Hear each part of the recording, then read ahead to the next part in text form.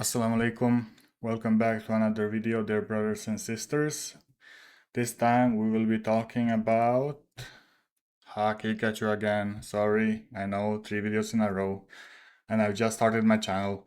But Haqiqatjou is so simple to talk about, right? Because it's so obvious all the mistakes that he's doing, even from a secular perspective. Like he's trying to play a game and he's not good at it. He is trying to pretend to be a Sunni when we all know that he's not a Sunni. But we will get into that through the video. This is the post-debate analysis or something that he calls them, or he used to call them. Now he doesn't do any debates. He only talks smack on the internet. But he used to have these post-debate analysis when he debated Christians and atheists and stuff like that. You see, I'm sorry, but I don't know when the last one was. If to be honest, they might have been the lives.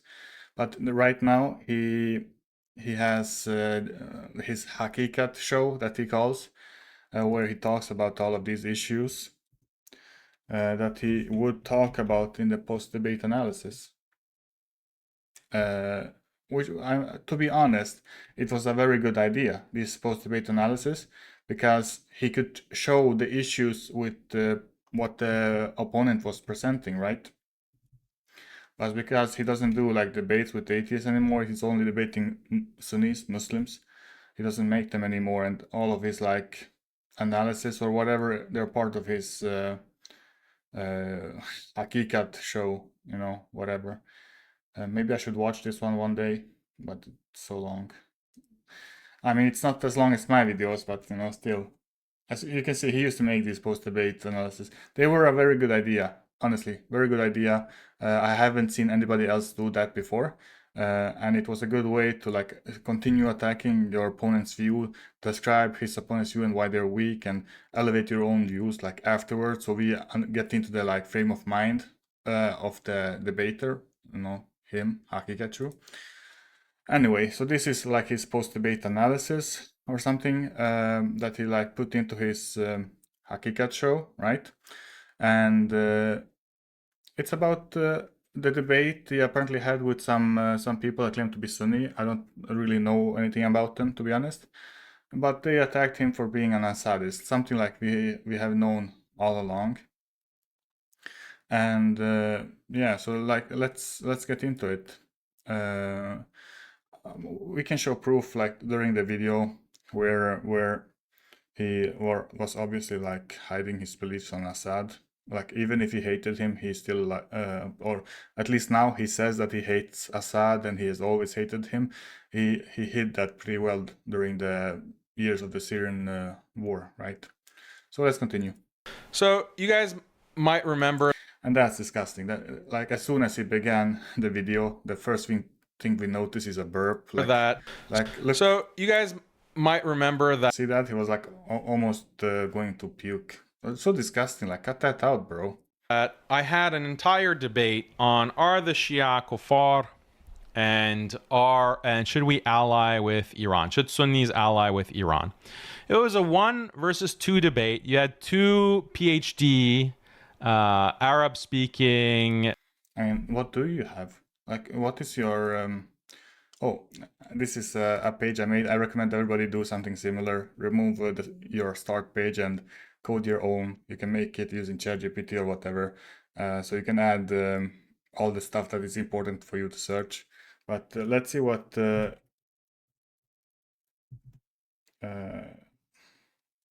college like. What kind of degree does he have? I know he went to college. He went to Harvard. He keeps like bringing that up constantly. So let's see what his education. Oh man, that's a very flattering image. Look at that. Like that's on purpose. Like this image that they put, that's on purpose, right? And nearly Haqiqatjou. Reza Haqiqat. Why is his name spelled differently from theirs? I didn't know this. That's weird. Yeah, like his dad works as a system engineer at Boeing, like making weapons to kill Palestinians with. and the money he made paid for Haqiqatjou's college funds, right? So that's just, honestly disgusting. He studied physics with a minor in philosophy. Like, first, that's just a weird combination. That's like studying art and adding in like I don't know, mechanics degree or something. I don't know, but yeah, that's weird. But he has a minor in philosophy, and I suppose it's a bachelor's in physics. So he's not a PhD. He completed a master's in philosophy at Tufts University. So even his master's is not from Harvard. I don't know why he like kept on bringing Harvard constantly throughout his debates and whatnot. Like appeal to authority, So he went to Tufts University. I hadn't ever even heard of this university. Private research university in Medford and Somersville, Massachusetts. No, I've never heard of this. I don't know how known it is. But anyway, so his rich parents paid for, rather rich parent that works for the Zionist project paid for his education. And still he finds it like smart to attack other people's degrees and stuff like that. Like, bro, you have a minor in physics. No, sorry, a bachelor's in physics and a minor in philosophy at Harvard, and then a master's in Tufts, right? Well, whatever. It's so weird to attack other people that actually have PhDs, but whatever. Experts. I don't wanna have to like pause him every second, but why did he put experts in quotes, right? Uh, it's not like he's an expert at anything. Like, has he ever claimed to be an expert on the Syrian civil war or any other war? Or has he ever claimed to be an expert on anything? We know he's not an expert on Islam because he makes so small and easy mistakes that, I don't know, maybe are part of Shiitism, but it's not part of Sunni Islam, and he makes these mistakes. So he has not claimed to be an expert at anything. So how can he even attack other people that have claimed to be experts? I don't know if they are experts or not. I will judge it throughout this video, I suppose. We'll see. And you saw, like, if you haven't watched it, go and watch it. It was so embarrassing for them. And they've been coping nonstop, nonstop coping. And I'm basically living in their head rent free. And I can't confirm nor deny this. I have no idea. I don't follow these people. I haven't even watched the debate. there isn't a single day that goes by without them tweeting about me. So they've dedicated themselves to my work. Alhamdulillah, it's good to have these kinds of fans. But look at how dishonest these people are. When I came out in my post and I said that we have to be realistic, we have to be cautious, we don't know who these rebels are. Great. What? Did he just say we don't know who these rebels are? I mean, it's pretty simple to find out. You can just search Wikipedia.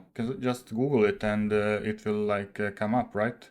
Who are the Syrian rebels? I mean, now you have like a lot of articles straight after, Assad was toppled, right? But we have known who these rebels are for like a very long time since the war has been going on. It's been going on since 2011, and now when Assad was toppled was 2014. So like at least 13 years, right, of war. So I mean, how can you not know who these rebels are? Have you not been following the war?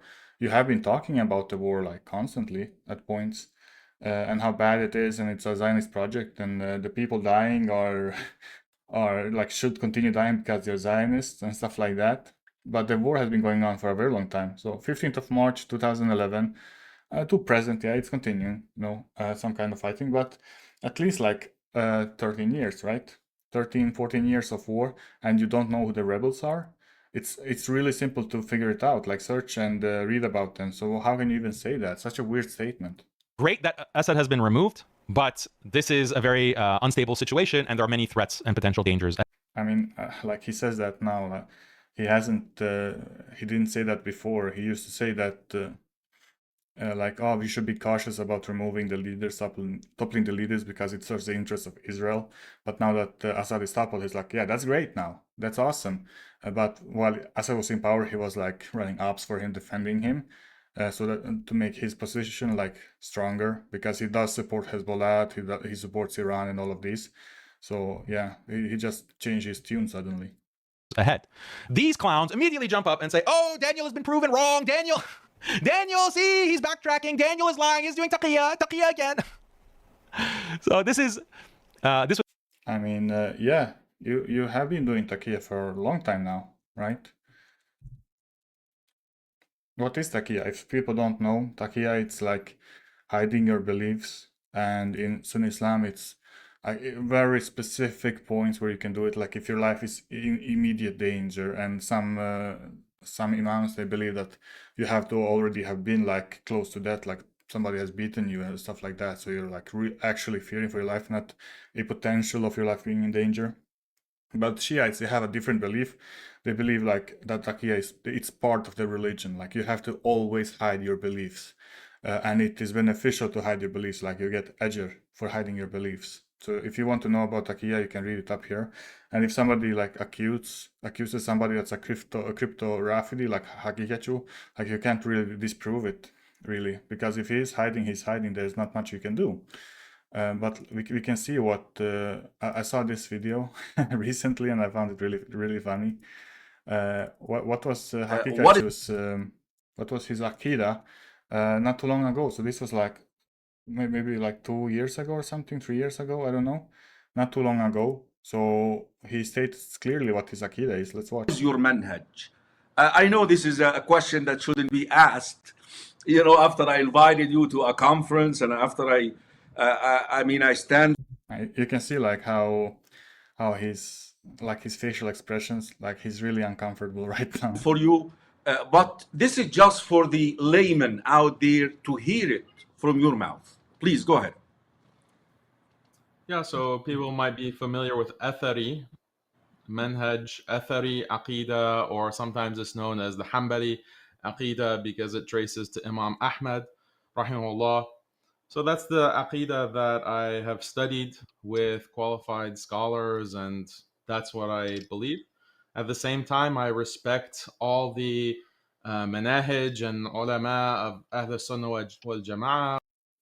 Okay, so he claims he's an Athari, and he supports like he respects all the manhaj of Ahl Sunnah wal Jama'ah. So I suppose he's like thinking of maybe Ash'aris and stuff like that, whatever.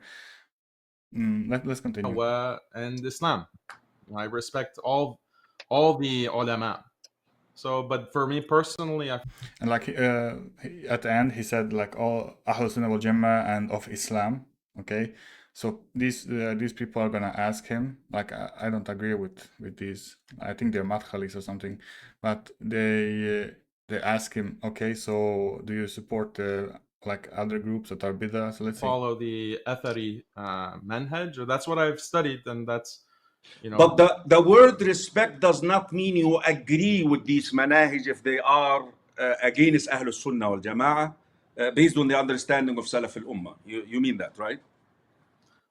Yeah, so that's the positions of. Because when you say you say when I respect the whole manahij, that means there is Mu'tazili manhaj, there is Jahmi manhaj. Obviously, you don't.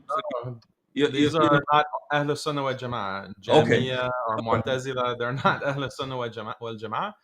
So no, So yeah, in short, you saw that he, like, from his wordings, the obvious is he makes takfir on the Jahmiyyah, he makes takfir of the Mu'tazila, right? Nothing wrong with that. But he will say like, oh yeah, but I respect them. I don't consider them Muslim, but I respect them. Like, how does that even work? How does that even work? So if he does takfir on Jahmiyyah, then obviously he makes takfir on the Shiites, because all Shiites are Jahmiyyah. Yeah, so he's obviously doing taqiyya. So when he talked to the Salafis, he was an Athari. When he talks to the Shiites, he's a Rafidi. And now he's currently like pretending to be a generic Sunni that believes worshipping graves and stuff like that is okay. How can you worship graves or believe that worshipping graves is not 100% kufr and still be an Athari? Okay, obviously he's not.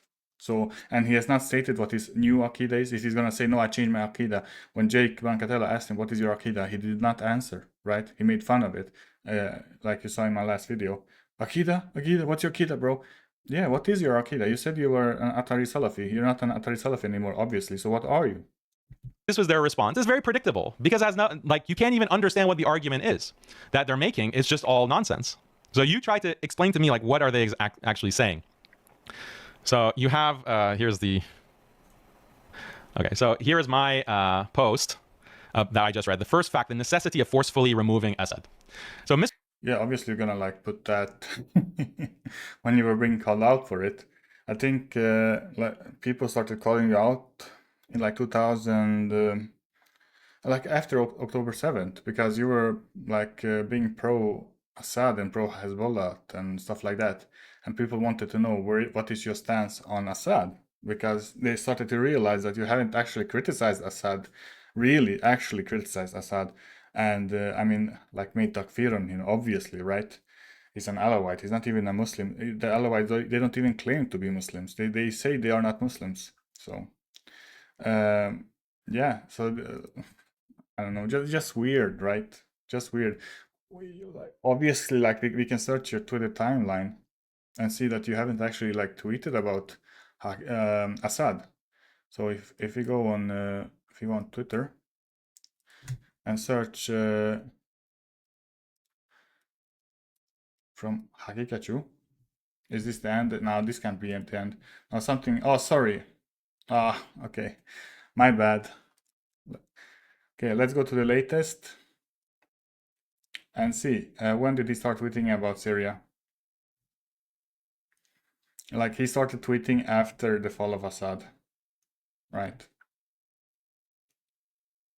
So this is when Assad fell, December 4th.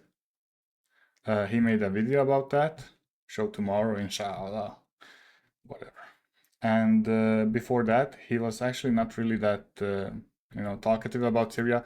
He did talk about it, but in like relation to Israel. So not in terms of suffering of the Muslims in Syria.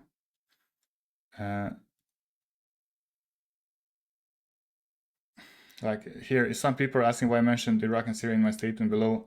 In Iraq and Syria, Gaza, with less intensity. Elsewhere, there is an unending wave of unrestrained repressive violence targeting the linked cause of Palestine and Islam. Yeah, but you consider the Rafida Hezbollah are in the cause of Islam and Gaza. So as you can see, October 7th is when like the operation happened, as you all know.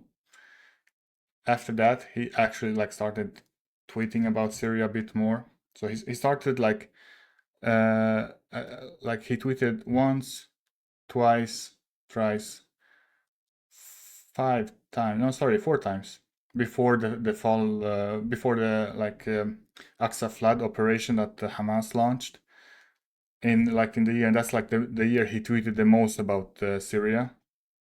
And before that, he tweeted once in 2001, once in the year 2020, once in 2019, sorry, twice in 2019. Once was about like the reaction to Hamza Yusuf. And one is just like I don't know, a Facebook article he wrote or something. Because USA was to pull out of Syria. So he would not have talked about it if like it wasn't in the news. And when did he like say anything about Syria? Give Light is an amazing up and coming Muslim foundation doing work for orphans, including in Syria.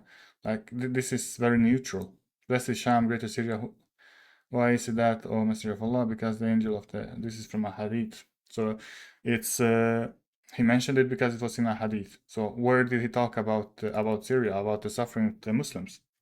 Maybe he wrote like, oh Assad, we need to topple Assad, we need to kill Assad. This has gone too far. He's not ruling by Sharia. Here he mentions Assad, CIA, tortures, police have black sites, NSA collects all communication, trifecta of efficient, effective governance, right? Assad. So like I don't know what he's even trying to say here. Like this is like some conspiracy brained stuff. Assad like worked with CIA to catch like mujahideen that were like traveling between the border of Syria and Iraq to fight the Americans. So like I don't know. And so this is the only time he tweeted about Assad in 2015. Next time was in 2023. So he did not speak about Assad for 8 years. 8 years, right? And he like mentioned him like passingly as an example of bad or oppressive governance. Come on. This is, I mean, it's so obvious. It's so obvious because you cannot hide what you have done or not done in this case. You have not talked about Assad. You have every time you have talked about him, it's been in the terms of like, oh, we have to like focus on other stuff. Yeah, he's bad. He should be deposed and stuff like that. But like, is this the time to do it?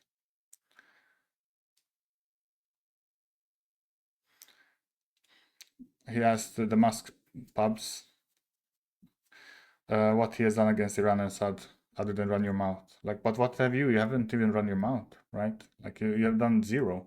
You've done negative. You have actually helped him. As you can see, like in the comments to his stuff, there was a lot of like Hezbollah and Iranian people there defending Assad like every time he tweeted. I mean, like even the Shiites, they will say like, yeah, Assad is bad, but we cannot remove him because he's the only like person defending Syria from Israel. Because they make takfir of the Alawites, the 12 Shia, they make takfir of the Alawites. So that's why they hated Assad, and they would much rather have a 12 Shia on the throne, so to speak. Yeah, but let's continue. Mr. Potato Head, who has made...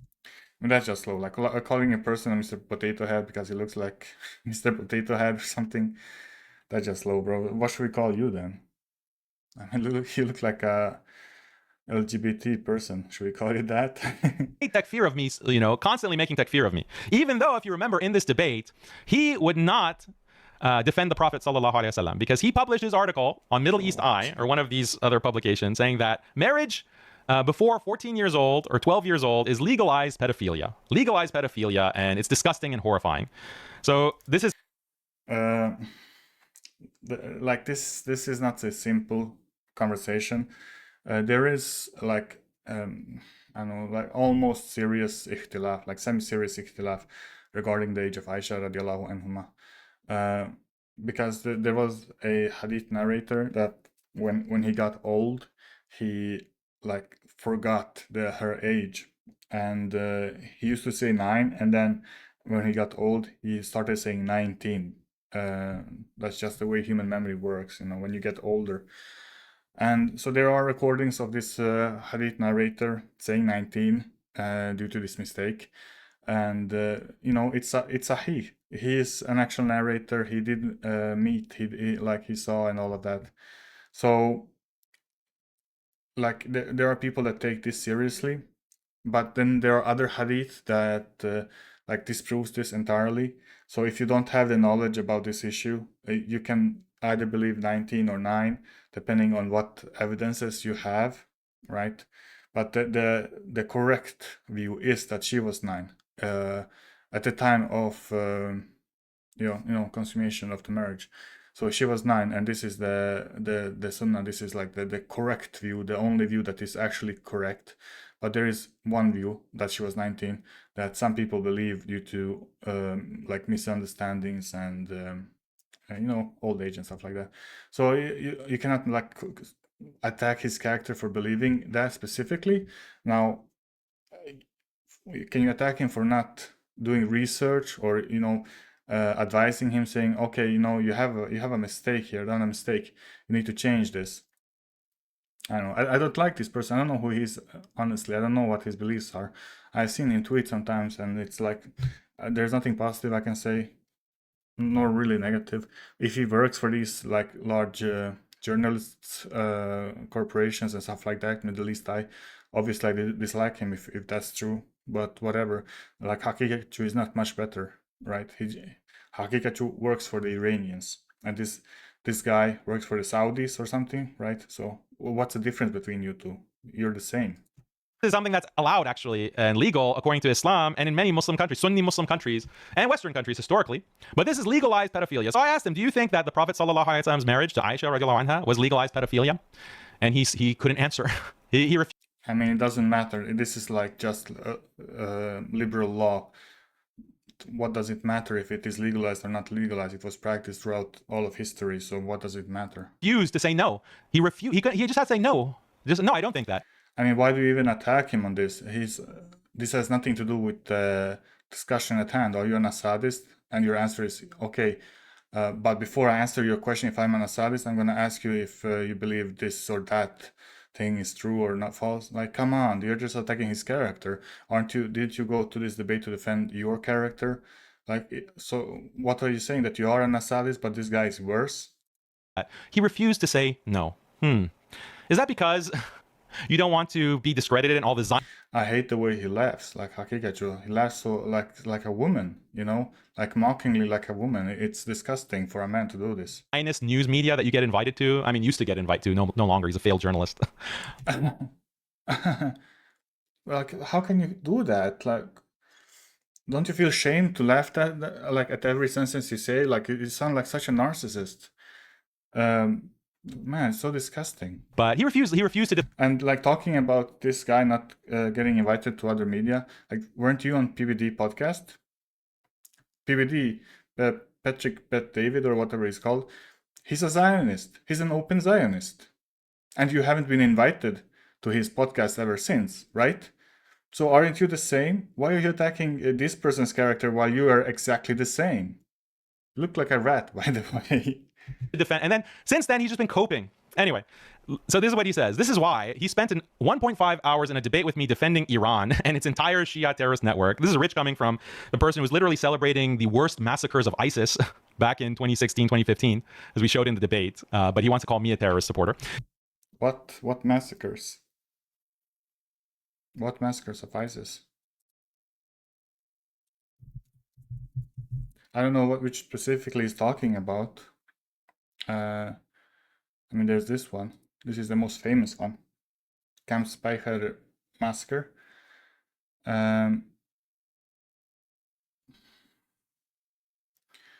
ISIS executed between 1,095 to 1,700 Iraqi cadets. Okay, well, first things first. They were combatants, right? Cadets. They were like part of the army or something, armed forces at least. The killings took place during ISIL's northern Iraq offensive, when the cadets were captured outside Camp Speicher during their attempt to flee from the area. Okay. At the time of the massacre, there were between 5,000 to 10,000 unarmed cadets in the vicinity of Camp. So they were like 10,000 fighters there, and they were not able to defend themselves. Are there like numbers, how many there were? Like from the ISIS side, like how many attackers? But like 10,000 were unable to defend themselves. And ISIL militants selected the Shia. Oh, okay. Yeah, I think I remember reading about this. Like, they let the Sunnis go and they only kill the Shiites. Like, firstly, if this is correct, if they only kill the Shiites and left the Sunnis to flee, like, can you even attack that? I mean, obviously, like from a secular point of view, like, this is bad. Obviously, like executing people, it's bad. But even like some countries, like USA, they execute people. They have like due process. So let's say there was due process for this. So even from a secular perspective, it would be a fine. But like from a Muslim perspective, like what does the Prophet ﷺ say about people that have left the religion? Because that's how like these ISIS people, they view that every Shiite has left the religion, so they're all murtadeen. Okay, I mean, I don't agree with that. I don't think every Shiite is a murtad, but like the Rafida are all murtadeen, obviously. I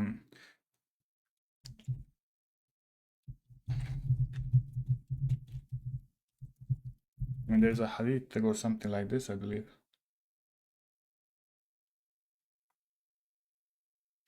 Yeah. This is a Sahih hadith. The Messenger of Allah ﷺ said, "Whoever changes his religion, kill him." So, like, how can you even attack that when, from an Islamic perspective, there's like nothing wrong with that?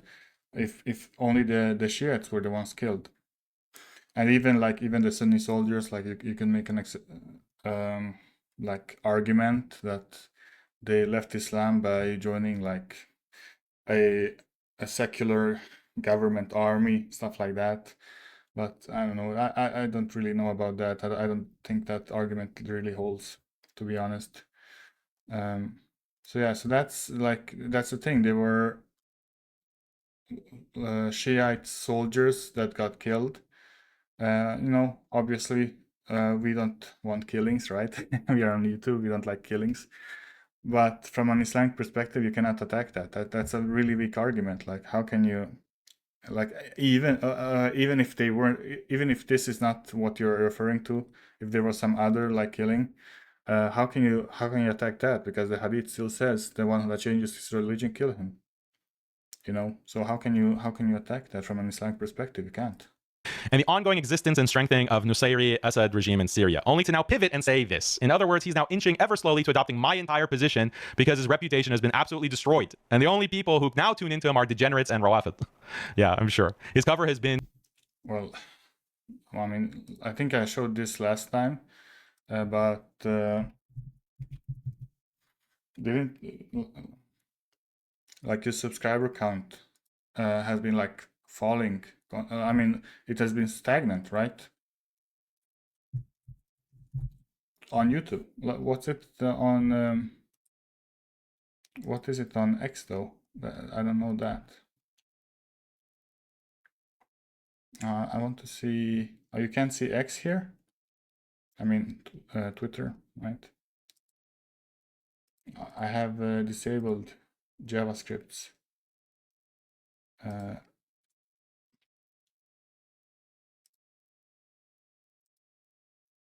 Maybe that's why the page isn't loading, or isn't this to disable it? No, this is to close.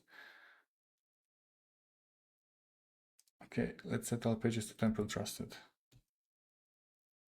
No, something's wrong with this web page. Oh, okay, now it's coming up.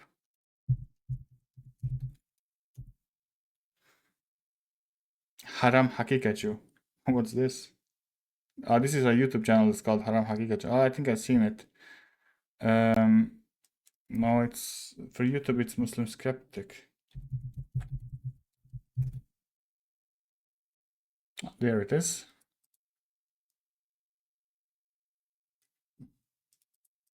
Yeah. How this grade is already okay. So his grade is C+. So that's not good, right? Yeah, he has not gained any subscribers for like 2 months now. Like the last thing that happened was he lost 1,000 subscribers. So how can Haqiqatjou claim that it's not true when it's obviously is true? This video was posted 13th of December. So 13th of December. Yeah, it's basically after the debate. Sometime after the debate, right? You have been losing your subscribers. So yeah, it will not happen overnight, but obviously you're losing a lot of subscribers, right?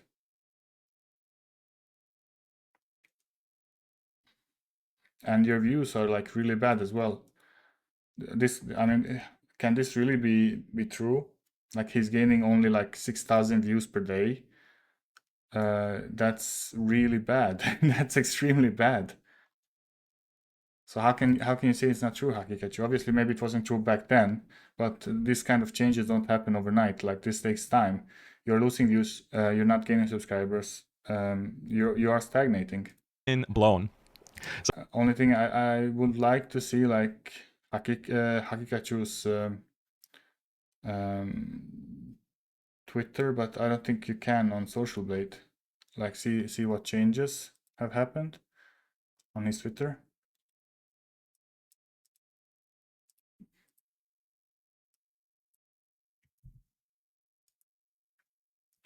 Let's see.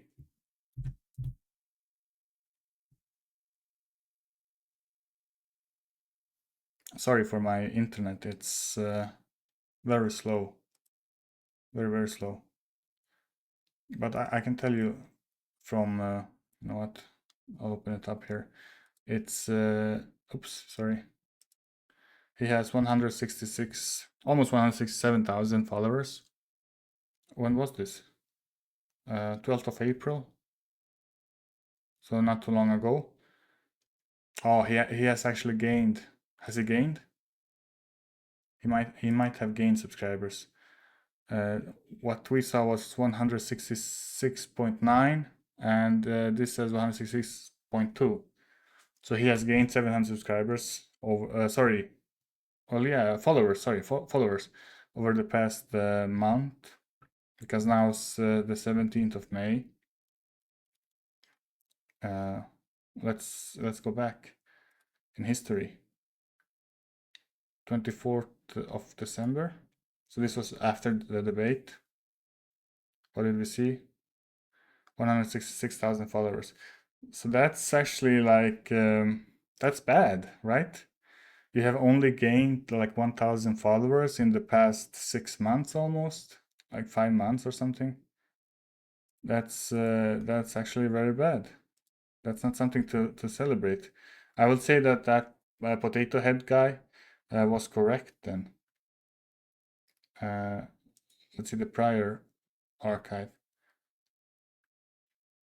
So this is from 10th of September, so like around 6 months ago, and he has gained only 1,000 followers. As you can see, so this is recent, this is today, 17th of May, 166.9 thousand followers. Let's continue. So yeah, in short, Haqiqatjou is lying. He is stagnating, he's losing followers, he's losing subscribers, or at least he's not gaining any, which is the same as losing them. So this is what he says. Oh, I've just been supporting Assad. I just want Assad to get stronger, and now I shifted my position. I now conveniently, as the rebels were advancing at that time towards Damascus, I quickly, my favorite leader Assad is being deposed. I better quickly, let me try to secretly change my position. I mean, why is he writing Assad with one S? Like everybody writes it with two S's, right? So when I searched, he has used two S. So why did he use one S suddenly? So let's see if he has used one S, because I didn't expect that. Nobody uses one S. Syrian rebels used US Israeli weapons and training to kill Sunnis and Shiites in Syria. What? This is a fact. Okay, from where? From how is that a fact, bro? How is that a fact? Wait, let's see. He's talking about Operation Sycamore, right? But that has nothing with Israeli. Oh, it's actually a tree. That has nothing to do with Israeli weapons. They were a timber sycamore. Sorry. Oh, I'm a bit tired today. Was a classified weapons supply and training program run by the CIA, supported by United Kingdom and some Arab intelligence, including Saudi intelligence. So this has nothing to do with Israel, right?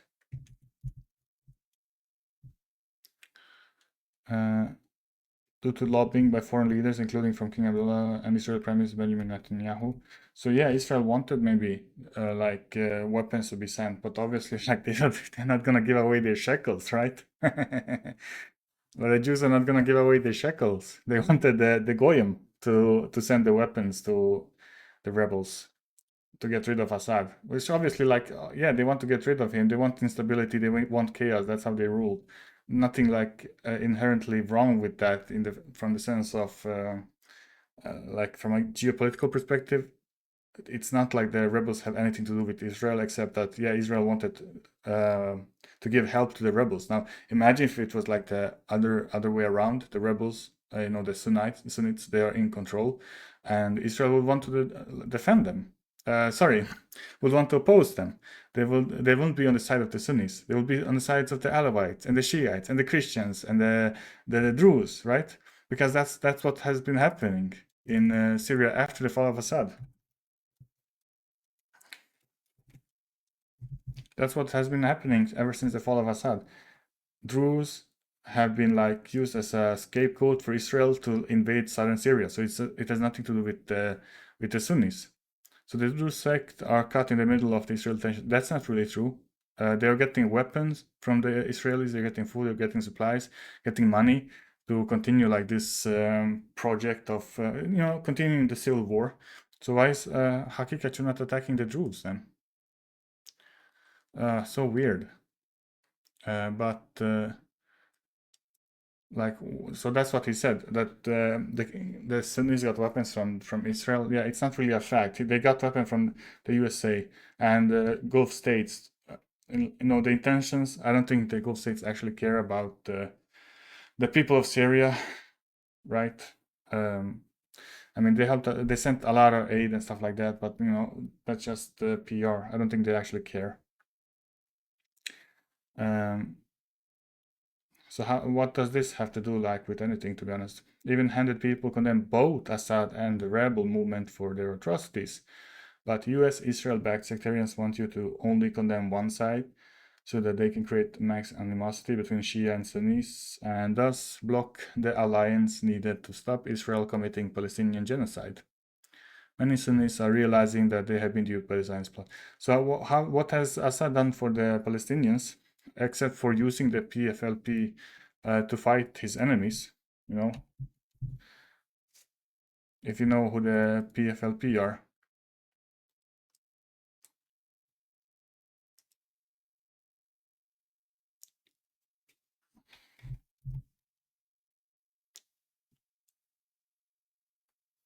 A popular front for the liberation of Palestine. So this is the Palestinian group, and it has been used by Assad to fight his enemies. I think they're called PFLP something dash something. The ones that are in Syria. Yeah, but you know, no matter. They obviously have been like used as a scapegoat to justify Assad's crimes.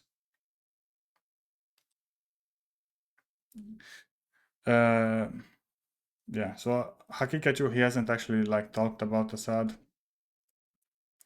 I'm an Assad apologist. What does that make the Gulf rulers who welcomed him back to the Arab League in 2023, hugging him and kissing him? Cheek.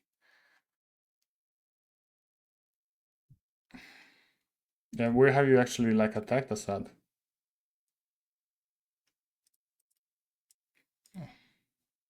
Let's see the latest.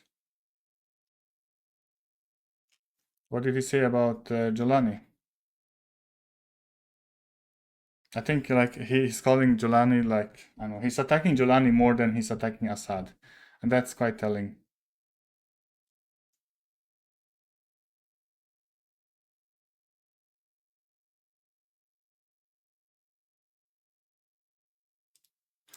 Daniel Pipes is a head of Middle Eastern Forum and a leading Jewish figure in the Israel lobby. He explains that U.S. and Israeli strategy is not to have Assad or his opposition win. Rather, the aim is to keep them fighting and killing one another for as long as possible in a prolonged civil war. This is to weaken Syria and ensure it is not a threat to Israel. Wake up, yeah. Why not wake up and topple Assad so the war stops?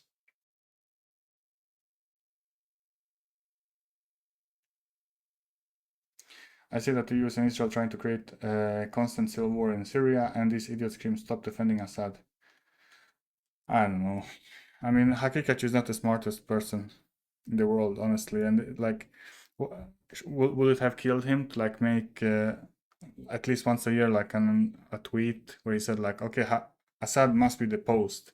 We must stand up for our Muslim brothers being killed by these Rafidites that have nothing to do with Shia Islam, stuff like that. No, he's like being quiet or like defending him, and it's so obvious. Like you're not as intelligent as you think, Haqiqatjou.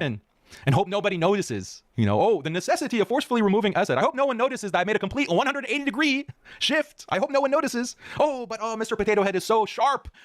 I mean, like I said and I showed, you have not actually like shown any anti-Assad like sentiment for many years, and you only started doing it after you started getting called out like in like 2020s, 22, 23, you know, stuff like that.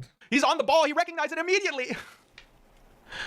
This is so that I immediately point out that you're a shameless liar.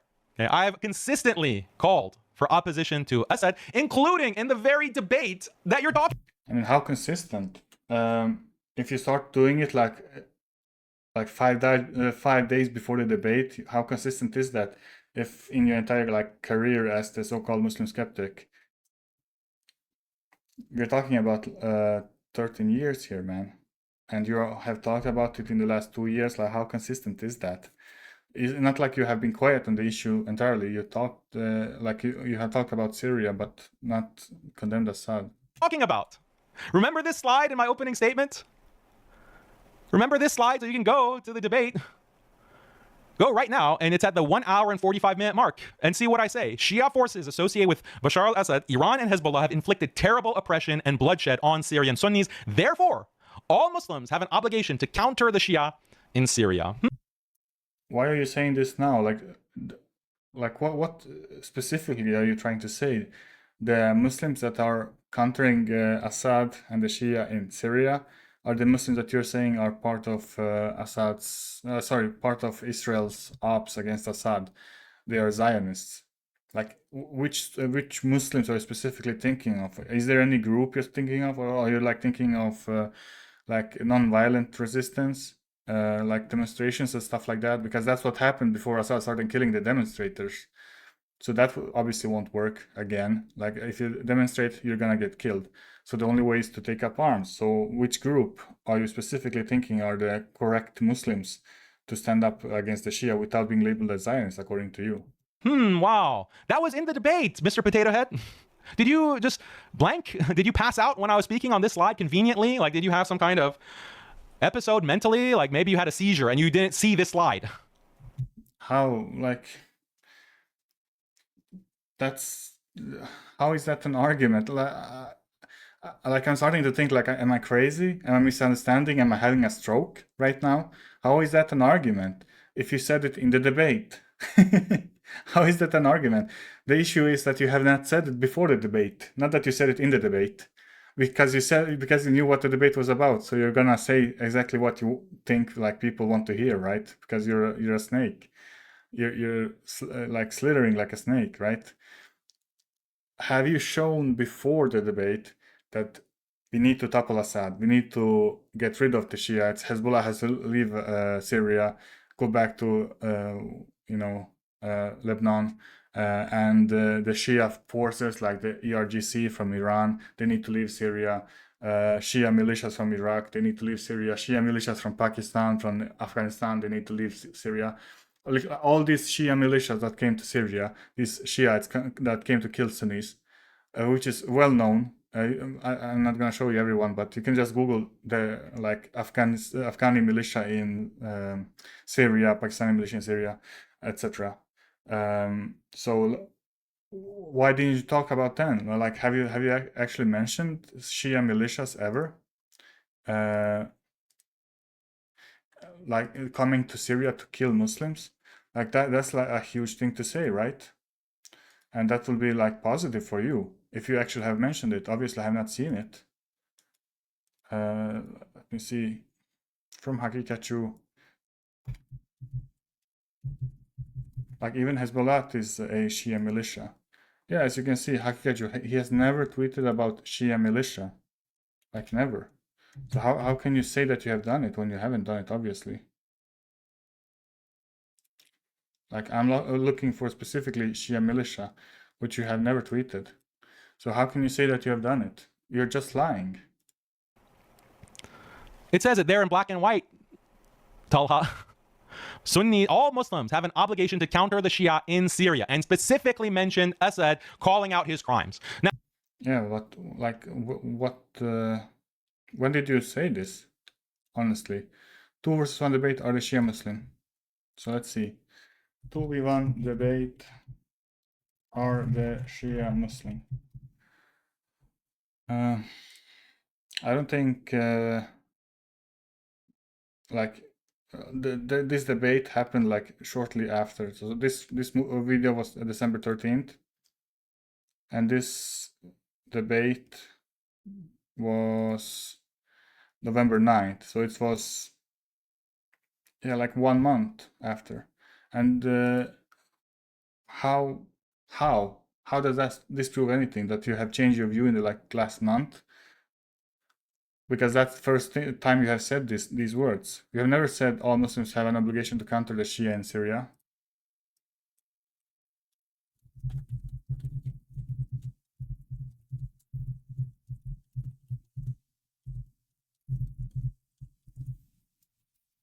Yeah.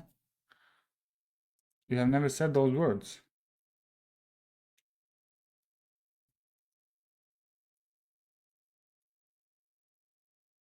Sahih Hadith that is very relevant to militant terror groups today. Countries which engage in proxy wars, which discriminately kill thousands of Muslims, are condemned. Iran in Syria and Iraq, Saudi in Yemen, and UAE. Muslims who are duped into following ISIS, Israeli intelligence, yeah, sure, buddy, are also condemned, given how ISIS terrorism indiscriminately targets Muslims and non-Muslims. Yeah, if you consider Shiites Muslims, I suppose. And so the hadith is in Sunan an-Nasai. The Messenger of Allah sallallahu alaihi wasallam says, "Whoever parts from obedience and splits away from the Jama'ah." Okay, like I can stop you right there. Which Jama'ah? Or specifically talking about? You cannot say the Jama'ah of the Muslims, because then you're making takfir. But if you're saying that like this hadith is obviously talking a bit about a specific Jama'ah, like the Jama'ah of under the Khalifa.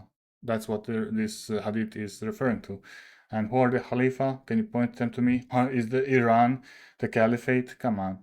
So whoever splits away from the Jama'ah and dies, then he has died a death of Jahiliyyah. Whoever rebels against my Ummah, killing good and evil people alike, and does not try to avoid killing the believers, and does not pay attention. Like, how can you say that, for instance, ISIS or Jelani or even the rulers, the Gulf rulers, how do you know that they have not tried to avoid killing their believers? Like, this is just a statement. You have to give proofs. And does not pay attention to those who are under a covenant. So that it's about Dimma, Ahlu Dimma. Then he is not of me. Whoever fights for a cause that is not clear, advocating tribalism, getting angry, like the cause that is clear, that's Islam. That's what the Prophet ﷺ is referring to. It's not nationalism. It's not like defending your borders and stuff like that. It's Islam. So he's advocating for tribalism, getting angry for the sake of tribalism, and he is killed. Then he has died the death of Jahiliyyah. But isn't that like exactly what Assad is doing? Like Assad's forces, they were killing Muslims and they were dying for the Watan, for the nation, dying for Assad and stuff like that. So how can you I'm not sure what you're even trying to say. A terrible inconvenience. So this was October 6, 2024. So this was before the debate, right? When was the debate? I already forgot. No, November 9th was the debate.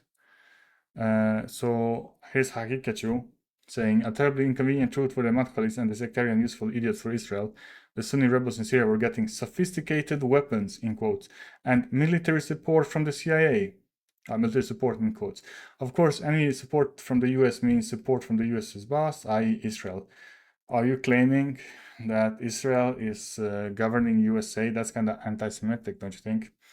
Also, it's not factually true. Like, there's probably some truth to it, but does it matter like who you get weapons from? Can you show that proof that you become a kafir if you take weapons from kuffar to fight another kafir? Isn't this a betrayal of the ummah? No. Why? How is this a betrayal of the ummah? If anything, it's like trying to save the ummah, because you're trying to kill an oppressor that has killed 500,000 Muslims. Isn't it spitting on the graves of millions of Muslims who have been murdered by the US Israel? No. How is that spitting on the graves? If the Palestinians, the Gazans, if they received weapons from I don't know, some country that is not USA and Israel, let's say they received weapons from Britain, okay? Britain have killed like millions of Muslims all around the world, Africa, Asia, everywhere, okay? Would it be wrong for the Gazans to take weapons from the British to fight Israel?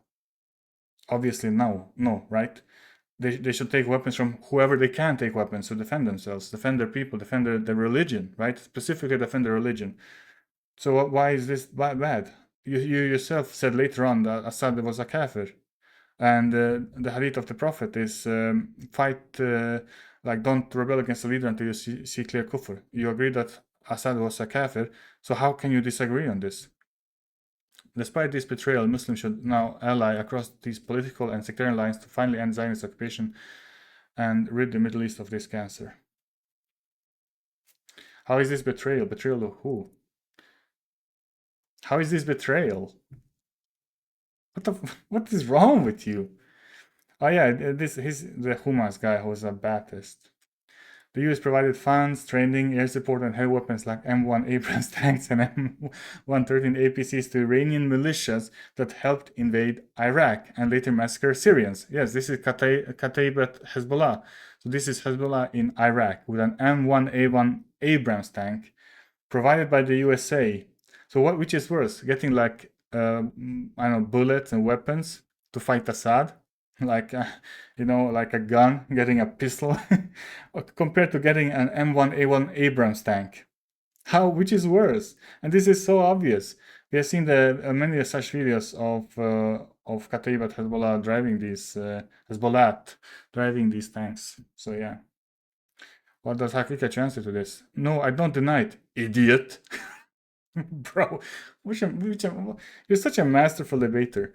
You're still too dumb to realize that my entire point has been that Israel and the US arm both sides, they arm both sides, okay, to inflame as much civil war between Muslims as possible, and you tards keep playing into it. Okay, which is more? Which have they armed more? Like here we have a gun, looks like an AKM. And here we have an M1 Abrams tank. This costs like $200. This costs $12 million. So which one have they armed more? And we're just talking about the tanks. They're like airplanes, lots of like armored vehicles like APCs and IFVs and stuff like that. So dumb, so dumb. Let's continue. Oh, sorry, this is the debate. No, let's not continue that. Let's continue this. Now, so first of all, you can't claim that I changed from pro-Assad to anti-Assad. That's a complete lie. No, it's true. But this No, it's not a lie. It's true. It's definitely true. It's shown. was in the exact debate that you were in. So how did you prove, like, I'm inching closer to your position? I never had the position that Assad is great. We need to have Assad be the leader of Syria for all time. I never had that position. I mean, obviously, you don't have to say it to believe it, right? That's kind of obvious. And you haven't had the opposite position either, that he has to be removed. And it was there in black and white. So does this clown, this fool, does he actually retract and say, oh, my mistake? No, he's so dishonest that he doubles down. He doubles down. Like, look at the response. Wait. Like, look at the response. Where is that guy? Halal Zoomer? Bro, I hate this guy. He's the worst orbiter I have ever seen. Like, he's running around Haqiqatjou, like, clicking his boots constantly.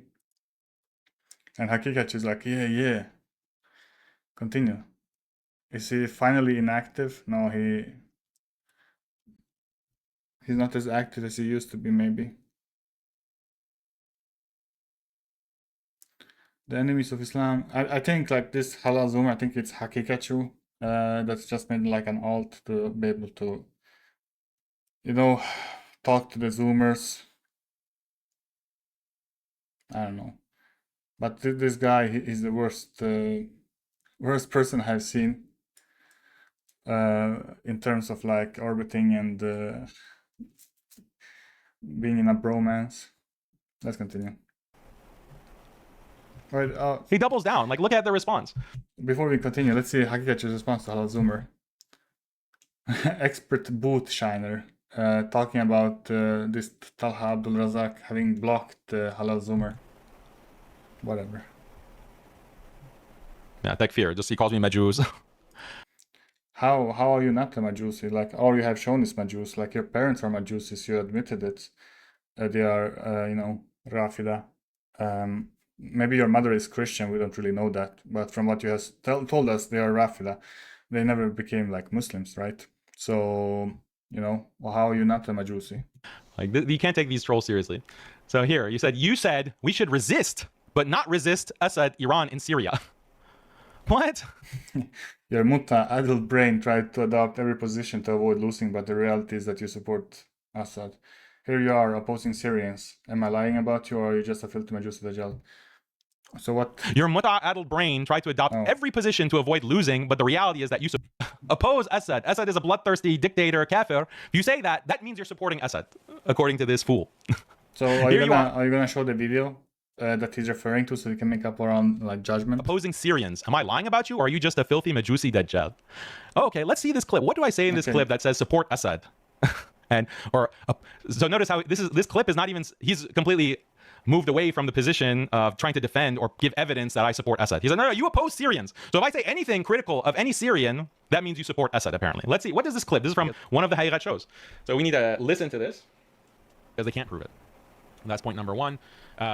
So the question is from some guy that's called Sensei. He says, some Sunnis say that uniting with Shia is against Salafi Aqidah, that many Syrians are against unity, therefore it's bad, and that Shia always use Taqiyya. I mean, yeah, that's obviously true. Like the Syrians, they have lost like hundreds of thousands of people, like mainly, children and women have been killed in bombings. So obviously they don't want to unite with the Shiites that have been killing them as well. Like I'm a Muslim from Bosnia. I don't want to unite with the Croatians. I don't want to unite with the Serbs, right? It's the same thing. They're all kuffar. Syrians are against unity. And the Shia always use Taqiyya, and the Haqiqatjou is a prime example of that. Well, okay, why are Syrians, why is their perspective correct? Like, What? How can you say to a people that have been killed, like asking them why is their perspective correct? Because they have experience with it, okay? They have bad experience with the Shiites and they don't want unity with them. How is that hard? That's like asking a Bosnian, like, why don't you want to unite with the Serbs? You know, the ones that killed and raped your people in the 90s? Why don't you want to unite with them? Isn't it better if you were like Yugoslavia again? Isn't that better? Or telling the Chechens, why don't you want to unite with the Russians? Like, you will be more powerful, you will have access to nuclear weapons and stuff like that. Why don't you want to unite with the Russians? Come on. What have they done to the Chechens ever? Like, this is the same thing. And I mean, we're talking about the 90s here, okay? But if we go back in history, like the Serbs have been killing the Muslims in Balkan. The Russians have been killing the Muslims in Caucasus, right? Like going as far back as 1,000 years ago, this has been happening in the Caucasus, and 500 years ago in the Balkans. So what's your point? Unite with the people that have been killing you for hundreds of years, like the Shiites have been killing the Muslims. Like have you forgotten in the like 500 years ago when the Safavids took over Iran, what they did? There's a reason why there's like almost no Sunni Islam no Islam in Iran today, while like lots of the major scholars of Islam, they came from Persia, right? So for instance, Bukhari, he was from Bukhara. That's they spoke Persian there. He was what you would say an Iranian, like classical Persian. So what happened? Yeah, the Rafida, they came, they killed the Muslims. So that's what happened. And you ask why we shouldn't unite, like what's the reason of not uniting, and why people that have like living memory experience with the Rafida, why they don't want to unite? I mean, come on. Like establish that if there are Syrians who view this, why is that correct? Syrians just want constant civil war. That's the correct position. They want constant civil war, even if that means that you will draw the entire region into a sectarian conflict that allows the Zionists to take over and dominate Muslims. Like, that's what you're basically supporting. That's so nonsensical. That's so stupid. So you're saying like abandon everything that you know for something that is hidden, something that we don't know about the future. No, if you depose Assad, maybe Israel will take over. This is like the line of thinking you're at? Well, we know after like Assad was deposed, they found like documents in his palace, but also like in government buildings, like talking, like having a dialogue with Israel. For instance, giving up the location of Israel generals and stuff like that in Syria so they can be bombed.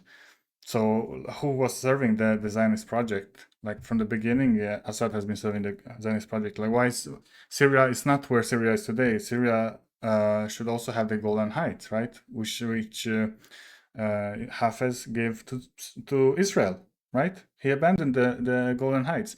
So why aren't you talking about Assad as a Zionist project, which he obviously was, right? His entire regime. Oh, I've opposed Syrians. Notice how the entire thing was hypothetical. If there are Syrians who are saying that we need to not ally and not work together and just fight each other and ignore Israel, then they're wrong. Like, this is something that I disagree with. I mean, you're Persian, right?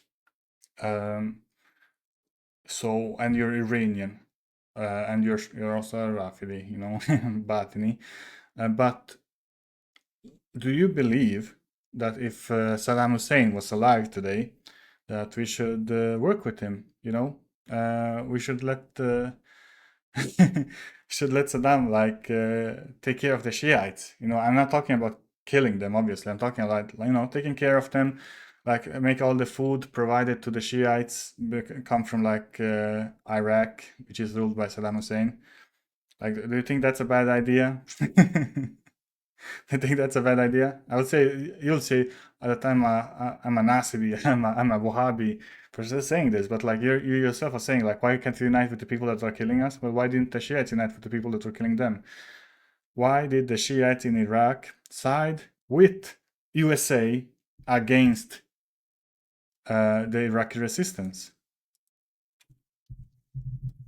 Mahdi army, the Shiite army in Iraq. They began as a resistance against USA, so to speak, but only overtly. Covertly, they were killing Shiites. Sorry, the Shiites were killing the Sunnis. That's why Baghdad today is a majority Shia city because of groups like these that were going around and killing Muslims under the help of Americans. So these people they joined the American government, like Muqtada Sadr. He was the leader. He's a Shia Muslim cleric. He's also like against Iran, to be honest. He doesn't like the Iranians, but in any way he joined the government. He has a political party now. Like the U.S. created government, the Zionist project government. Why didn't the Mahdi army join the Naqshbandi men? I don't know what they're called, like the Ba'athist group. Why didn't they join them? Why did they create their own group so they can go and fight on the side of USA against the Muslims? I mean, the answer is obvious, but like, come on. Every time the Shiites have had like an opportunity to betray and kill Muslims, they have taken it. And you want us to, like us real Muslims, to like lay down on our back, belly up, and pretend like the Shiites are not gonna harm us? Like that's what you're telling us to do. Come on. But it's a hypothetical. If Syrians are like that, I don't think Syrians are like that. I don't think Syrians are represented by morons and potential agents like Mr. Potato Head. Like I actually think that the majority in Syria recognize the danger because they've experienced it of constant infighting and civil war and strife. I think especially what's going to happen very. Bro, I hate his like the laughs he does like after every sentence. Soon, and this is actually what is being signaled by HTS, is that they do want allyship. But anyway, the point is that this doesn't prove that you aren't lying about me and calling me an Assadist. Aren't it's so feminine, so disgusting. you ashamed? Aren't you humiliated? You clown. Like, just call me Majusi another 1,000 times. Like, maybe people will be Majusi, deceived by that. And then you have this guy as well saying, you're an Assadist, Iranian supremacist who grew up in California. Oh, really? I grew up in California. Might want to get your facts checked. I don't think I mean, does it matter? California, Texas, it's all the same. Maybe you did grow up in California. Who knows? Like, you have been lying about everything else about your life. This is news to me growing up in California, but you're an Assadist. Everyone knows that. Everyone knows. Just repeat it over and over. You're an Assadist. Everyone knows. You just love Assad. You love Iran. Everyone knows. Even though just above here in the debate that your boy got rocked in, it says Muslims should oppose Shia in Syria, including... I mean, like the concept of taqiyya in Shiism, it's to pretend to not hold a belief, right? So obviously you're going to do taqiyya in the debate. You're going to say, yeah, I don't hold that belief, but we're not looking about this debate. And that's why Shiites are getting so roasted, like since the beginning of this new age, where everything they say is like, it's saved. Your Facebook posts, your Twitter posts, your Instagram posts, YouTube videos, it's all saved. So you can go back in history. You can see what you have said about the Shiites, about Assad, about Hezbollah, Iran, etc. Like you called Iran an Islamic State, right? I can still not get over that. You called them an Islamic State ruling by Sharia. So disgusting. And yeah, so like you want people to like pull the wool over our eyes, so to speak. But it's obvious from like anybody can go on Twitter, right? Right. Let's see. Let's go back. From, and then you type the username, and then you type what you want to see. You can type Haqiqatjou, for instance, type Assad, type Syria, type, I don't know, Sham, type all kinds of stuff. See how many times has he condemned Assad? How many times has he condemned, the Shia militias, the Iran, ERGC? How many times has he condemned them before this debate? Never, right? Like he started doing these condemnations sometimes before October 7th, and then like he like started. He saw it as like an opportunity to show how good Hezbollah are, because they are giving all these. They're talking about how much they're gonna help Gaza. Like if Israel invades Gaza, they're gonna see, and that never happened.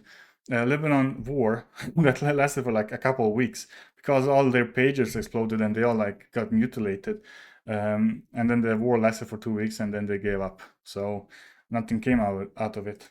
Assad, including Iran, including Hezbollah. Wow. No, but you're still an Assadist. Like, how can you argue with someone that just blatantly lies? So, okay. It's really hard to argue against you, honestly, like, because you make all kinds of excuses, all kinds of lies, all kinds of like misdirections. So yeah, it's hard to like keep track of everything. But alhamdulillah, we have all these modern tools. We can make archives and say what you have said and stuff like that. So alhamdulillah, it's hard, but it's not impossible. This debate was just from a month ago or a month and a half ago. But before that, Daniel was pro-Assad, right? Well, let's look at the history. Here's a tweet from 2015, basically. Yeah, I think, didn't we see this tweet? I think we looked over it. When pretty much early on in having a Twitter account, the CIA tortures, police have black sites, NSA collects all communication. Trifecta of efficient, effective governance. Right, Assad? Right? At all. I mean, that's like I said earlier, this doesn't mean anything. You just want to say that Assad and Sisi are oppressive. Yeah.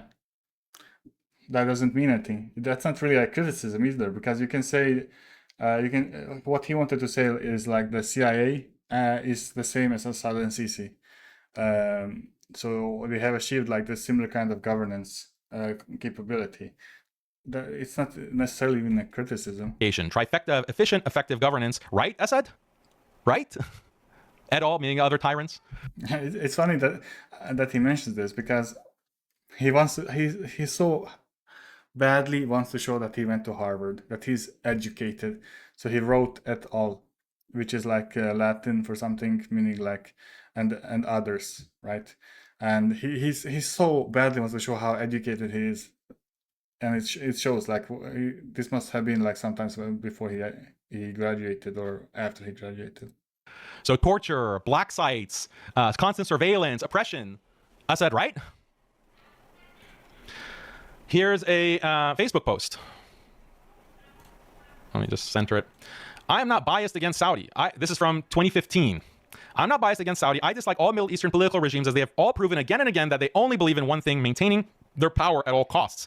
Bashar al-Assad is the extreme example of this. Wow. But other regimes have dabbled in the same repression when their injustices were challenged. When a person shows disproportionate favor towards one regime, or favors one regime over another, or vice versa, or shows disproportionate contempt for a single country over others, oftentimes that person is motivated by one of three things. Jingoism. I mean, bro, he's talking about a lot of stuff, but none of this is actually like proving his point. And it's like, don't forget, it's one post. It's one post out of like, I don't know, 10 posts he has made on the entire issue before like 2002 or something.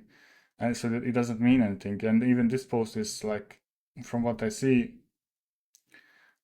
he wants to like mention how Iran is not so bad. So Saudi is the region savior and Iran is the villain, or vice versa. So this was like, sometimes during this period, like Iran was doing attacks on Saudi Arabia, like via the Houthis. This was sometime around the time when the Houthis took over Sana'a, I believe. I'm not really like 100% sure, but so he was like running ops for the Shiites. meaning blind nationalism, sectarianism, Sunni versus Shia, Salafi versus Sufi, etc., ignorance of political realities. Any impartial observer can recognize the crimes committed by all these regimes and therefore, at the very least, remain silent instead of trumpeting love, support, and respect for criminals like a feckless twit. And obviously, corruption is not indigenous. How is that helpful? Like being silent on the atrocities of Assad? No, you should speak about them constantly. Why aren't you silent on the atrocities about Israel? You know, it's literally the same thing. There's no difference between Abdullah ibn Saba and you know, these Jews today. So how is that any different? You should be quiet about Israel then as well, right? But you aren't. You're like talking about Israel constantly. And I believe, obviously, you should talk about Israel. You should talk about the crimes of the Rafida, of the Alawites, of all the crimes against Ahl Sunnah. In the Middle East, a healthy disdain for politicians is just as advisable in the American and European context. Wow! If I didn't know better, I would have said, this is something I said just recently. But no, it's actually from almost... No, it's actually something you said very, very long time ago, so almost 10 years ago. And then you have been quiet for 10 years, and then you're like bringing it up. And like I say, like, what have you said specifically about Bashar al-Assad? So you said, I'm not biased against Saudi. I dislike all Middle Eastern political regimes. So what does this mean? Nothing. You didn't make that clear. You didn't say like that people shouldn't follow them, or people need to actually depose these regimes, which is obviously the morally correct thing to say. These regimes need to be deposed. Continuing, as they have all proven again and again that they only believe in one thing, maintaining the power at all costs. So yeah, they disbelieve in Allah, they disbelieve in the Messenger, Sallallahu Alaihi Wasallam. So yeah, Bashar al-Assad is the extreme example of this, because he has killed the most, I suppose. But other regimes have dabbled in the same repression when their injustice was challenged. So you didn't say anything specific. You didn't say Bashar al-Assad is an Alawite. So you need to get rid of this Alawite. Bashar al-Assad, who is not even pretending to be Muslim, is an Alawite. He's openly an Alawite. So yeah, you didn't do anything. You didn't do anything specific here against Assad and showed that you're not an Assadist. You just said that he loves power. But that's like something that even a government critic in Assad Syria could say. Yeah, Assad just wants power. And like not even face any repercussions for that specifically. It was 10 years ago, a decade ago. I've been saying the same thing for a decade or more. No, you said it once a decade ago, and then you said it once more after that. And calling out specifically Bashar al-Assad. Like, this is so funny. Like, he's trying to wash his image right now. Why isn't he showing all kinds of different tweets? He said he's showing this, which isn't even like specifically against Bashar al-Assad, and it isn't even like showing him to be like somebody that needs to get rid of. He needs to be deposed. Like, obviously he's not exactly praising him, right? But that will that will kill his career instantly if he tried to do that. Okay, but he's saying that Bashar al-Assad is like just like all the other regimes. So how is, for instance, let's say, I don't know, Kuwait, like the regime? Yeah, they're bad. They're not ruling by Sharia, but how specifically are they like Bashar al-Assad? Is Bashar al-Assad just a worse like example of Kuwait? But isn't the same thing like also with Saudi Arabia and all of these other regimes that you hate? Aren't they also like Bashar al-Assad? You know, so you dislike them, but like you don't think that they should be fought, right? What a stupid argument and stupid train of thought as well. Like, how the hell are we gonna free ourselves if we have all these regimes that are not like they don't allow any resistance to themselves, but they don't even allow resistance to be exported. So you cannot go, for instance, to Gaza and fight. They're not allowed to like you're not allowed to send weapons to Gaza and fight the Jews, etc. So like, how the hell what are we supposed to do, right? Like, we have no way out. I mean, I don't know about Haqiqatjou. He cares a lot about the elections in USA, but how? And maybe like you could do some kind of change. Like he's maybe a Sururi, you know, an Ikhwani. So he's like, okay, maybe we can vote, right? Vote for a better, you know, government. But how the heck are you supposed to do that in Syria? Like, how were you supposed to do that? There was no democracy. There were no voting. How are you supposed to do that in Saudi Arabia? There's no voting there. How are you supposed to do that in UAE? There's no voting there. So, like, what is the alternative? You have to fight these governments. And you like saying that, you know, you always said it's a bad idea to fight Assad, but what the hell are you supposed to do, right? How are you gonna get change? He's a kafir. Assad is a kafir. He's an Alawite. So such and a his injustice stupid person, bro. You're such a stupid person. Like, do you even think before you speak? and his corruption. In 2015, that's before some of you knew even how to use the internet. You're so smart. You're so smart. You said something in 2015 before we knew how to use the internet. You're so smart. Look at him. He's so self-gloating. Like, he's the smartest person alive. Such a disgusting person. Like, your personality is so disgusting. Like, what did your wife find in you? I hope all your children disavow you when they grow up. Like, inshallah, they leave Rafidism and become true Muslims, and they make takfir on you, inshallah. Some of these bots on Twitter, some of these little kids, they have just learned how to use social media like 2 years ago because they're only 13 years old. Does every sentence need to have like this snickering, like what you're doing, like like this laughter that you like end all your sentences with? What's the point with that? I've been calling out these criminals for a very long time. And the idea, like, and pointing out sectarianism, long history of calling out sectarianism and the dangers of it. Like, stop speaking about how long histories you have. Like, show us the history, show us all the works you have done. Like, is one tweet or one Facebook post supposed to like absolve you for 10 years of keeping quiet? Like, do you think we're stupid? Would you take the same thing from, for instance, looking at all the other people you have attacked, Omar Suleiman, etc.? Like, yeah, he did libations, right? He poured libations in a pagan ritual, but he has a long history of preaching Tawheed, you know? So are you gonna say that this history, all these videos he has made, etc., Facebook posts, and I don't know what he does, I don't even know about him, but are you gonna say that that doesn't count, right? And he has much more to show for it, although you still made takfir on him. I mean, justly, he did an act of kufr, right?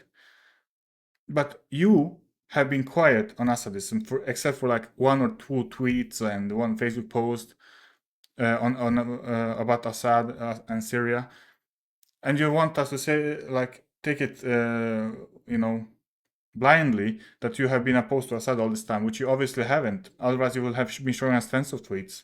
So I've been very consistent. At least, like, if you were to go through my old accounts, which were deleted, but if you were to go through my old accounts on both Facebook and Instagram and you know, Telegram and everywhere I have been active, you would find thousands and thousands and hundreds of thousands of tweets and posts about against Assad, against the Assad regime, against the Shia, against the Shia militias. Why can't you show the same proof? I would gladly show my proof, but all my accounts were deleted. This is the only account I have right now. Very consistent. Then on Muslim Skeptic, we have articles that are published. All. Okay, so this is an article by Daniel Haqiqatjou, and I'm gonna have to make a change to my website so I can add his let's see.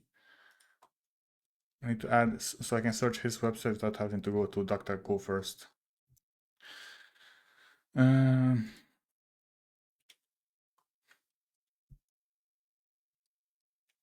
Okay, like that. Save, and let's reload. Yeah, there we go. Oh, sorry. This is supposed to go. Made a small mistake. Learning how to code here. So, reload. Yes. Now we can search Muslim Skeptic instantly. What's it called? All Middle Eastern regimes are content. Let's see. All Middle Eastern regimes are content. I don't know what the rest of the sentence is.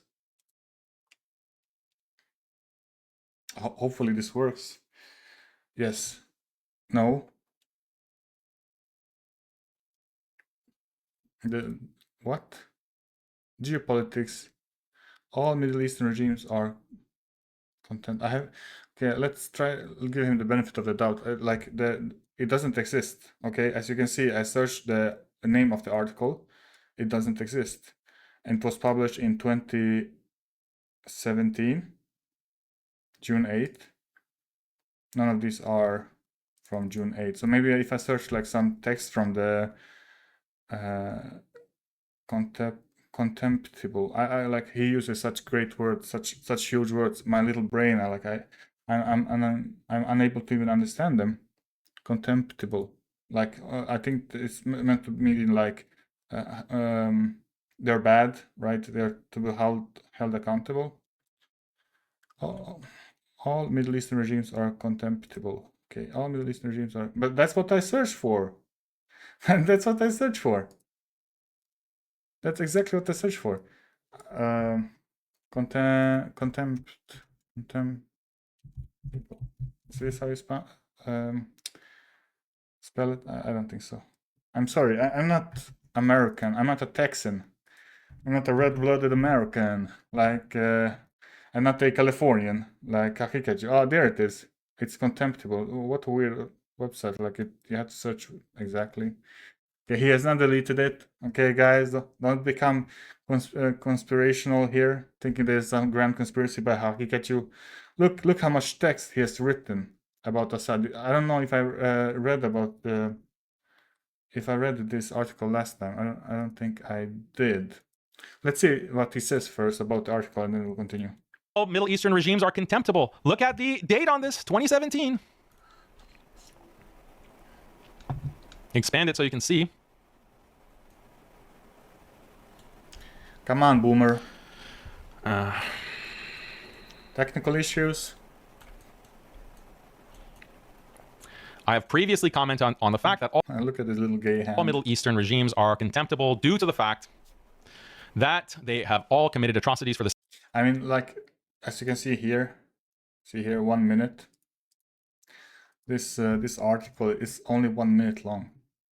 Like, is that all that the Syrians deserve?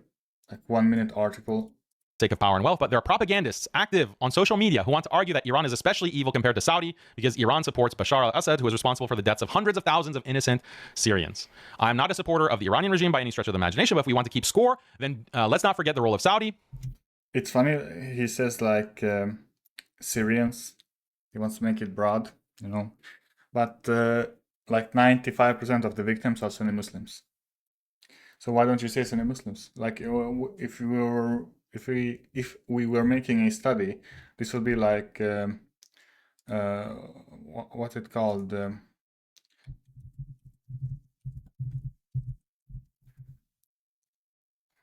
Like the standard distribution, the curve normal distribution. Yes. So like 95%, it's like, is it here maybe? And you would say like when calculating, when calculating like probability. So if it's lower than like 5% of the total, it like doesn't even count, right? So you could say that if it's less than 5% Sunnis that have been killed, then it's a statistical error. So I mean, basically, that's if you're like calculating only the civilian deaths, like the amount of Shiites that have been killed and the amount of Christians and Yazidis and Druze has been like so small. It's like you can't even say that it's not a statistical like. You know, it is statistically improbable, basically, that they were targeted on purpose, etc. And so I call it like exactly the same thing that I pointed out in the debate, with these clowns. Like, let's do the math. How many Sunnis have been killed according to sectarianism by other Sunnis, by other... Oh, that's so disgusting. Like, he's arguing like a Shiite even. Like, how many Sunnis have been killed by other Sunnis? What does so what? What does that mean? Assad's army is mainly Sunni. Does that mean that it's okay? That it's somehow like makes sense or something? And who do you count among the Sunnis? Like, do you count Assad's army? Like, are they Sunni? No, they claim to be Sunni, but they're Murtadeen. They're kuffar, right? They're inside of an army of kufr. So they are kuffar. How stupid are you? And then if you look at like the Free Syrian Army, now I know there were a lot of groups in this Free Syrian Army, so you cannot say that all of them were, you know, Murtadeen or whatever. But some were obviously like they were Sunni, but they fought for like communism, you know.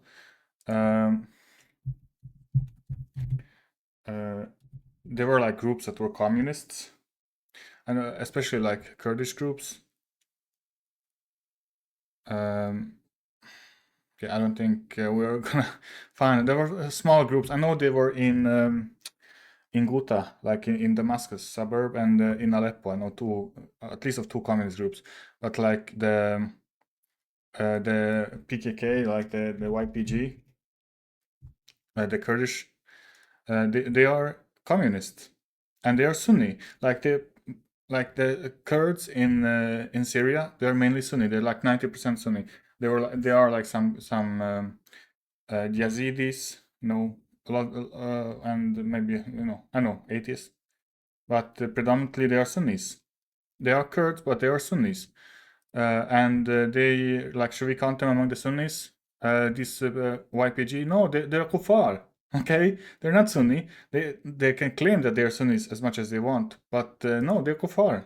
Sunni regimes compared to how many have been killed by Iran and what do you mean with a Sunni regime? Like, if they claim to be Sunni, then they are Sunni? No, it doesn't work like that. How can you follow the Sunnah of the Prophet ﷺ when you're like have a Kafir government that's ruled by man-made law? Like that's contradictory. Assad. There's blood on all sides. There's blood on all sides. Taking out one country and one side, that is not helpful, and it seems to serve a political. What? So pointing out that Assad has killed 500,000 Muslims, and then saying that Saudi Arabia has killed like 100 Muslims or something like that. Like that's the same to you. Like, how stupid are you, bro? The amount of Muslims killed in Syria and Iraq by Shiites, like at both places, is by Shiites, is by Alawites, by Twelvers, has been like in the millions, right? And you want to say that Iran is just as bad as Saudi Arabia? No, obviously Saudi Arabia has done terrible things, supported all kinds of horrible acts against Muslims. Even like, I don't agree with their bombing of Yemen. I believe that was just disgusting.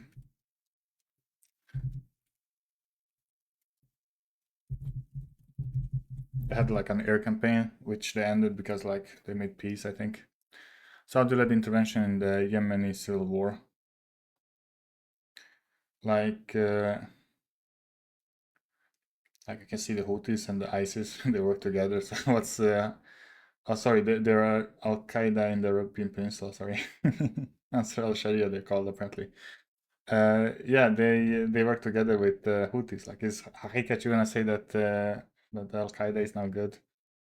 They work with the Houthis together. Anyway, like yeah, the Saudi-led intervention in the Yemeni civil war. How many civilians were killed? Yeah, 11,000 killed. But these are fighters, I suppose. I know like the civilian toll in this intervention was huge. Like I hate the Houthis because they are Rafida. They claim to be Zaidi, but they are Rafida. But I hate the Saudi government like even more. You can read up on it. The Saudi intervention in the Yemeni civil war, thousands of like the Saudis, they did exactly the same thing as Hamas. So sorry, not Hamas. Assad. They bombed like bakeries, they bombed like food infrastructure and water infrastructure, hospitals, stuff like that. They did exactly the same thing as Assad did. And I suppose Haqiqatjou is correct there. Like, they're both bad, but obviously one is worse, right? Assad did it specifically because they are Sunni Muslims, right? He didn't bomb like Hasaka and Kamishli and all of these cities that were occupied by the Kurds. He wanted like the Sunni Arabs. He wanted them gone. So that's where the bombs fell, right? Saudi-led intervention. It was like, it has nothing to do with religion. It was all geopolitical. Saudi Arabia didn't want like a Iranian proxy next to the border because they already have like Iraq as a proxy by Iran, and they're like having to spend a lot on defense, like monitoring the border and stuff like that. It was a huge deal for them. So I suppose, like, I understand the reasons for wanting the Houthis gone from a secular perspective, but yeah, the war was a disaster because they lost it, so it was all worthless. Political agenda. But the point is that I'm calling out Assad very clearly. Wait, now that he has finished, let me read the article.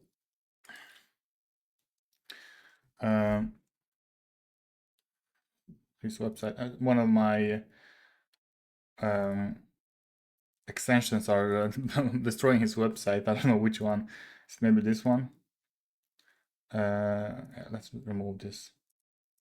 I didn't find any use for it. It was supposed to block. Yeah, it works now. It's block like JavaScript in the background, stuff like that. Anyways, I have previously commented on the fact that all Middle Eastern regimes are contemptible, so like accountable, due to the fact that they all have committed atrocities for the sake of power and wealth. But there are propagandists active on social media who want to argue that Iran is especially evil compared to Saudi Arabia because Iran supports Bashar Assad, who is responsible for the deaths of hundreds of thousands of innocent Syrians. No, it's hundreds of thousands of innocent Muslims. Yeah, kafir. I'm not a supporter of the Iranian regime by any stretch of the imagination, but if we want to keep score, then such a disgusting sentence. And let's not forget the role of Saudi in the 2003 US-led invasion of Iraq. Yeah, okay, Saudi Arabia was responsible for that, which resulted in the deaths of over 1 million innocent Iraqis. Yeah, Saudi facilitated airstrike in Iraq by allowing US commanders to coordinate attacks from the Prince Sultan Air Base. I mean, the US, they flew from both Saudi Arabia, from Qatar, Bahrain, also probably Oman, also probably. I know Oman like is like basically a colony. So yeah, Saudi also gave the US use of its airspace and provided staging grounds for US special forces moving into Iraqi territory. Also, Turkey and Jordan also participated. Most importantly, Saudi used its oil reserves to make sure that the invasion of Iraq will not disrupt the oil market in the West. Great of the Saudi. That kind of disruption would normally have caused petroleum prices to spike and could have even been an impetus for public pressure in the US and UK to end the occupation. But Saudi made deliberate efforts to make sure that these countries will not suffer negative economic impacts from the destabilization of the oil market. And the list goes on. Yeah, that's bad. Okay, so what? Like, this is obviously meant to like attack the Madkhalis, right? I mean, this has nothing to do with regular Muslims, like justifiably like make takfir on the Saudi government. Like, what did you expect to win by this? Like all the regular Muslims that make takfir of all these like Taghut rulers, right? But this doesn't like apply to us. So, and even like you attacking Assad in quotes, you know, attacking quote, the only way you can do it is by dragging in somebody you hate even more. Obviously, like you hate Saudi Arabia more than Assad. So disgusting. Like, why couldn't he just make an like attack on the Assad and show that he hates him, but without having to drag in somebody else and say, no, but look, these are worse.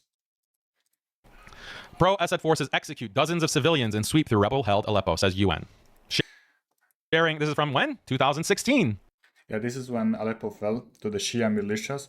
Why didn't why didn't Haqiqatjou mention this? That Shia militias were the ones killing thousands of Sunnis in Aleppo. He only wrote like pro-Assad forces. And like, yeah, you have to like speculate. Why did he write that?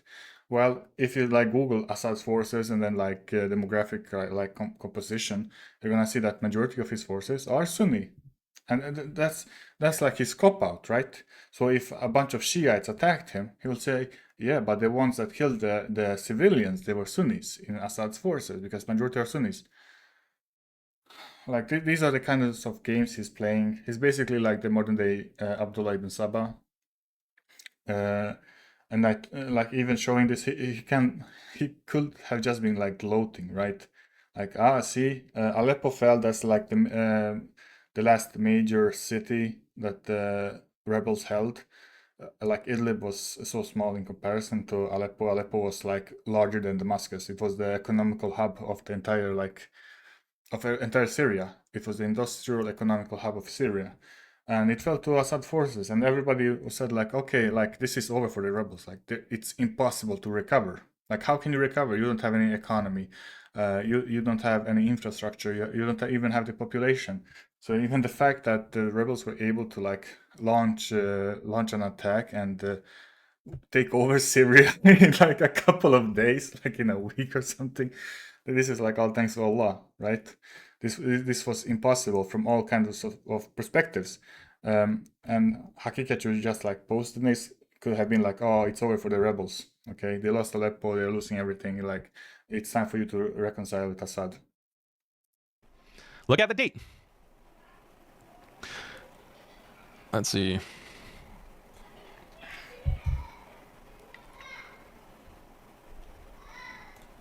Then I had this video calling out Hamza Yusuf, because Hamza Yusuf was attacking the Syrian people for resisting Assad and protesting against Assad.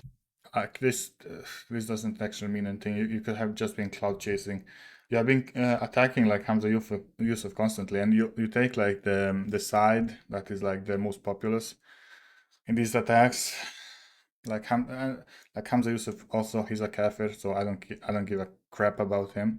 And yeah, Hamza Yusuf is an Assadist. He's like an extreme Sufi, just like his Sheikh Bouti, which Haqiqatjou also considers to be a major alim. So like, what's the difference between those two? They have the exact same aqidah, right?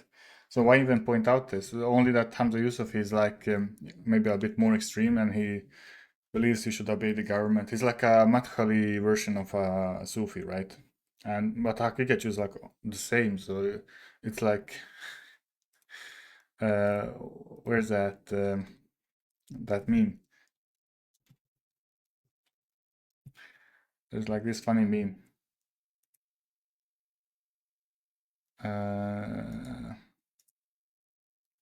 Like I hate Haqiqatjou for sharing memes constantly, but yeah, there's this funny meme that like applies to Hamza Yusuf and Haqiqatjou. Like this also looks like Haqiqatjou, fat bastard. This looks like Hamza Yusuf even, so that's funny. This clip, I'm the one who found it. Now everyone is spreading this clip, but this is from 2019, calling out Hamza Yusuf and putting my commentary. Look at this. No, hold on.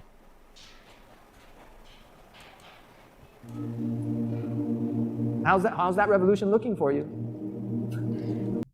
Well, it looks great now, if you're wondering. Huh? So I added these pictures with my amazing video editing skills. You know, I added. Bro, like why would you even add these horrible pictures and write lol? Like this is not a laughing matter, and then that you laugh about it afterwards. Like this is not the way a Muslim acts. Obviously, a Muslim feels sadness. He doesn't feel like a gotcha.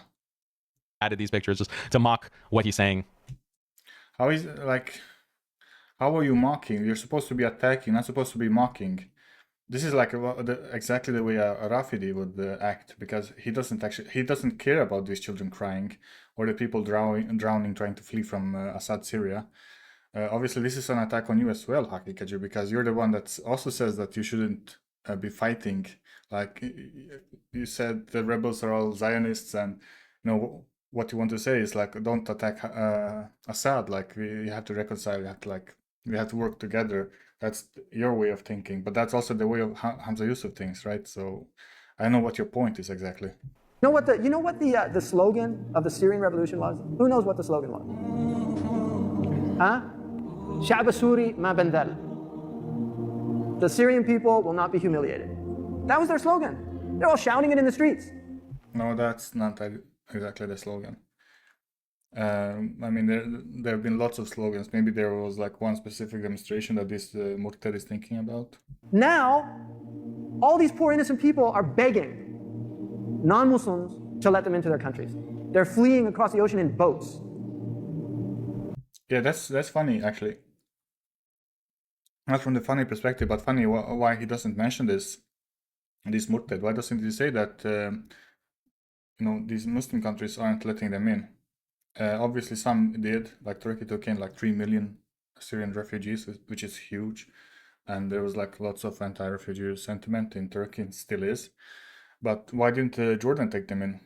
Why didn't Saudi Arabia take them in? Why didn't I don't know, like Egypt and all of these? Like they took in some, but they didn't like take in as many as Europe. And like Jordan is like the worst scenario, because there was like a camp, like lots of refugees, especially from the desert. They fled to the border with Jordan.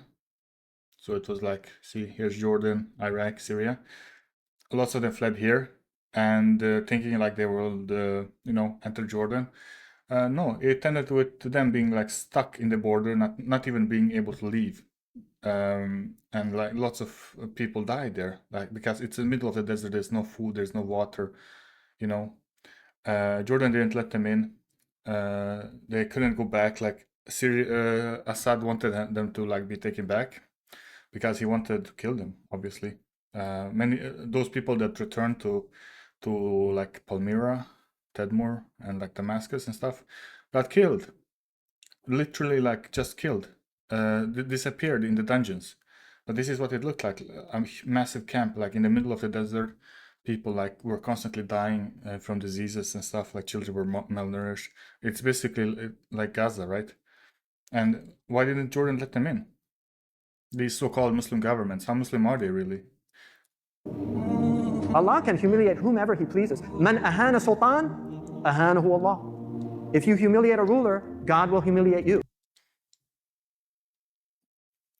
So obviously, like this is an evidence against Haqiqatjou. So he admits that it's a ruler of Allah on earth. So he agrees that some rulers are not rulers on earth, are not rulers of Allah. So they're not, they're not khilafas, they're not caliphs, right? So what are they? If they're not rulers of Allah, who are they? Either they are rules of the shaitan, then, right?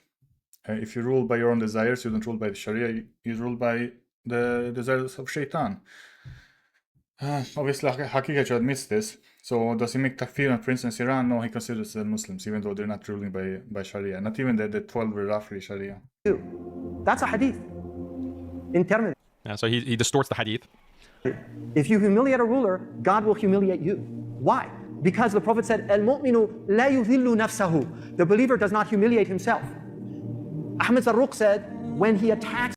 So it's funny that Haqiqatjou mentions that Arab tyrants are secularist Western agents, not rulers of Allah. Funny that he says this. Does he agree that, for instance, Hassan Nasrallah was also a secularist Western agent, because that's what he was, right? The Iranian regime, are they secularist? They are, but does he believe that? No. Are they rules of Allah? I mean, yeah, he does believe that they are ayatollah, so the revelation from Allah. A'udhu billah. Inshallah, yeah, inshallah, you will get yours in this life and the hereafter, inshallah. A ruler, and he's not capable of doing it. By the way, the last time I posted this video on YouTube, Hamza Yusuf's channel, or the associated channel that I posted the original clip, copyright claimed it. They got taken down. It only exists on Facebook, but I wonder, like, if Haqiqatjou finds this video, like these videos I'm making about him, and inshallah they get a lot of outreach. If he's gonna copyright claim me, I hope not. But if he does, it'll just show how much of a hypocrite he is. So I hope this video doesn't get copyright claimed by Hamza Yusuf. Yeah, me too. I hope this doesn't get copyright claimed by Haqiqatjou And his murids. In other words, they have power, you don't have power. If you attack them, you humiliate yourself. You have humiliated. You can blame the ruler all you want. The guy is a bad guy. I'm no fan of that man. I'm no fan of the rulers there. Saddam, I was no fan of Saddam. But now we see the wisdom of why these people were in those places. Because the Iraqis now, Muhammad al-Mahdi, who tore down that statue, was saying he wants to put the statue back up. Right? Zainab al-Kanzi, a Kurdish Iraqi, said, now I see the wisdom that God had in having that horrible man as our ruler. Because you take him away and you look what, because we're not ready. We're not ready. We don't have civil society. We can't even wait in line for buses. And this is not because Muslims are inferior. We can't wait in line for buses, therefore we need Saddam. That's really brilliant. Yeah, Haqiqatjou hates Saddam because Saddam killed Shias. That's the only reason he hates Saddam. Other than that, Saddam and Assad, they're not so much like dissimilar. They had the same kind of ideology, Ba'athism. So they were like very similar, except one killed Sunnis and the other killed Shiites. I don't want to watch this entire video. It's just stupid. Lost of it. Yeah, like it's not even an argument for Haqiqatjou uploading this video. So I've been Assadist, obviously, from as far back. Yeah. Talking about Hamza You Yusuf are. and his support are supporting and siding with tyrants halal in Islam, Hamza Yusuf. And then I point out, many brothers and sisters are hurt. Like you see, even now, like he's only using Assad, not to attack Assad, but to keep like attack other people for their support of Assad, while he doesn't like made his position clear. He's only using like the thought of the Ummah, like the Ummah, they hate Assad, so he's gonna use Assad to attack somebody else, lower them down a bit so he can push himself up, right? Because he doesn't care about Yaqeen Institute and all these, so-called places of wisdom and institutes and whatnot. He just wants to replace them. He wants to be the new Madkhali, right? And disappointed by those who are critiquing Hamza Yusuf's comments in the video clip, but the problem with his statements are huge. He uses highly insensitive and hurtful words for Syrian victims of the brutal crimes of Assad. We can assume that he didn't intend his words to be deliberately mocking, but intention is one thing and actual effect and words and actions are another. He lays the blame for the situation of Syrians at the feet of Syrians who protested Assad. In reality, Assad and his puppet masters are solely responsible for the brutal crackdown of what were initially peaceful, non-violent protests in 2011. They are responsible for the destruction of Syria, not Syrians, and not even the Syrian opposition. And this is not to defend the actions of the opposition, though many prominent scholars have defended their armed resistance. Wait, why is he saying this?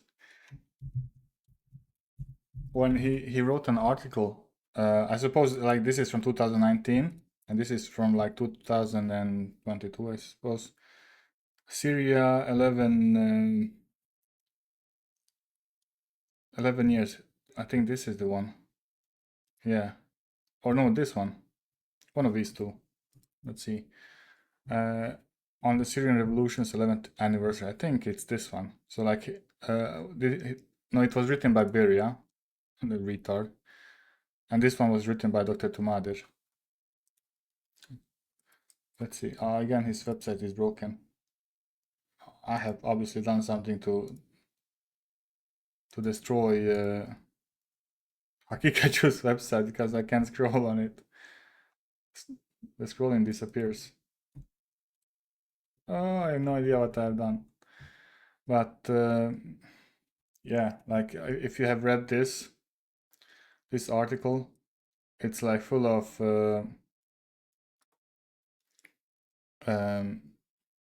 like stupid stuff. Stupid stuff that I can't even go into. This one is broken as well. You know what? Maybe if I open it in a private window, it will allow me, because maybe I have like done something. I've been messing around like trying to program stuff. Oh, it's all white now. Let's see. Okay, I see what I've done. It's because of this like subscribe thing, right? I removed it with an ad blocker, and now it doesn't allow me to scroll because I didn't click the X. So stupid. The result, you know what? Now that I know what the issue is, let me fix it. No, remove this entirely. His website. I don't even think he's running ads, honestly. Yeah, this is the thing that pops up and it blocks me from scrolling because I can't click close, right?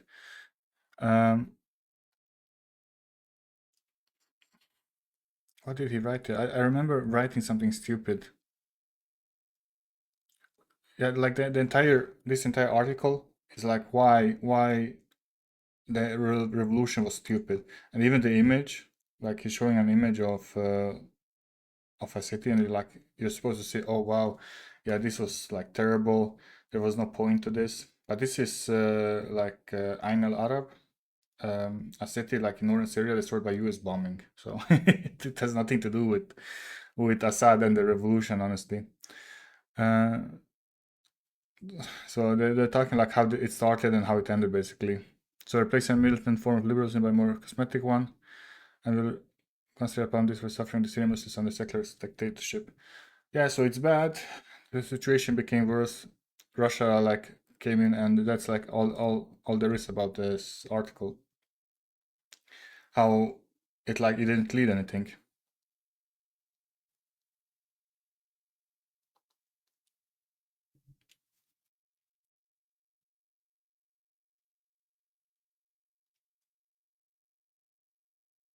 On September 18, 2022, there was a failed attack on America's Green Village base in North Syria.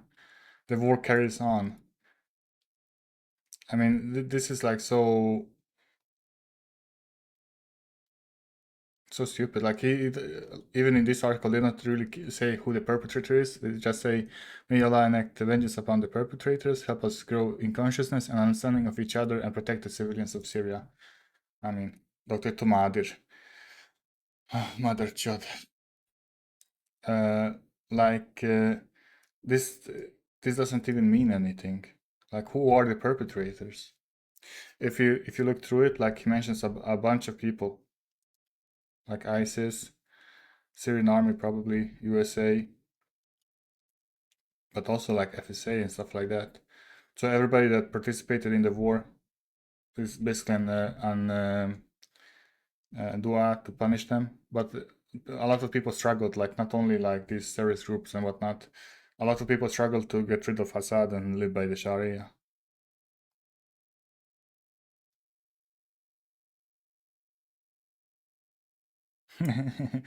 Assalamu alaikum, Muslim skeptic team. Can you please put out more articles on the current events of Iran?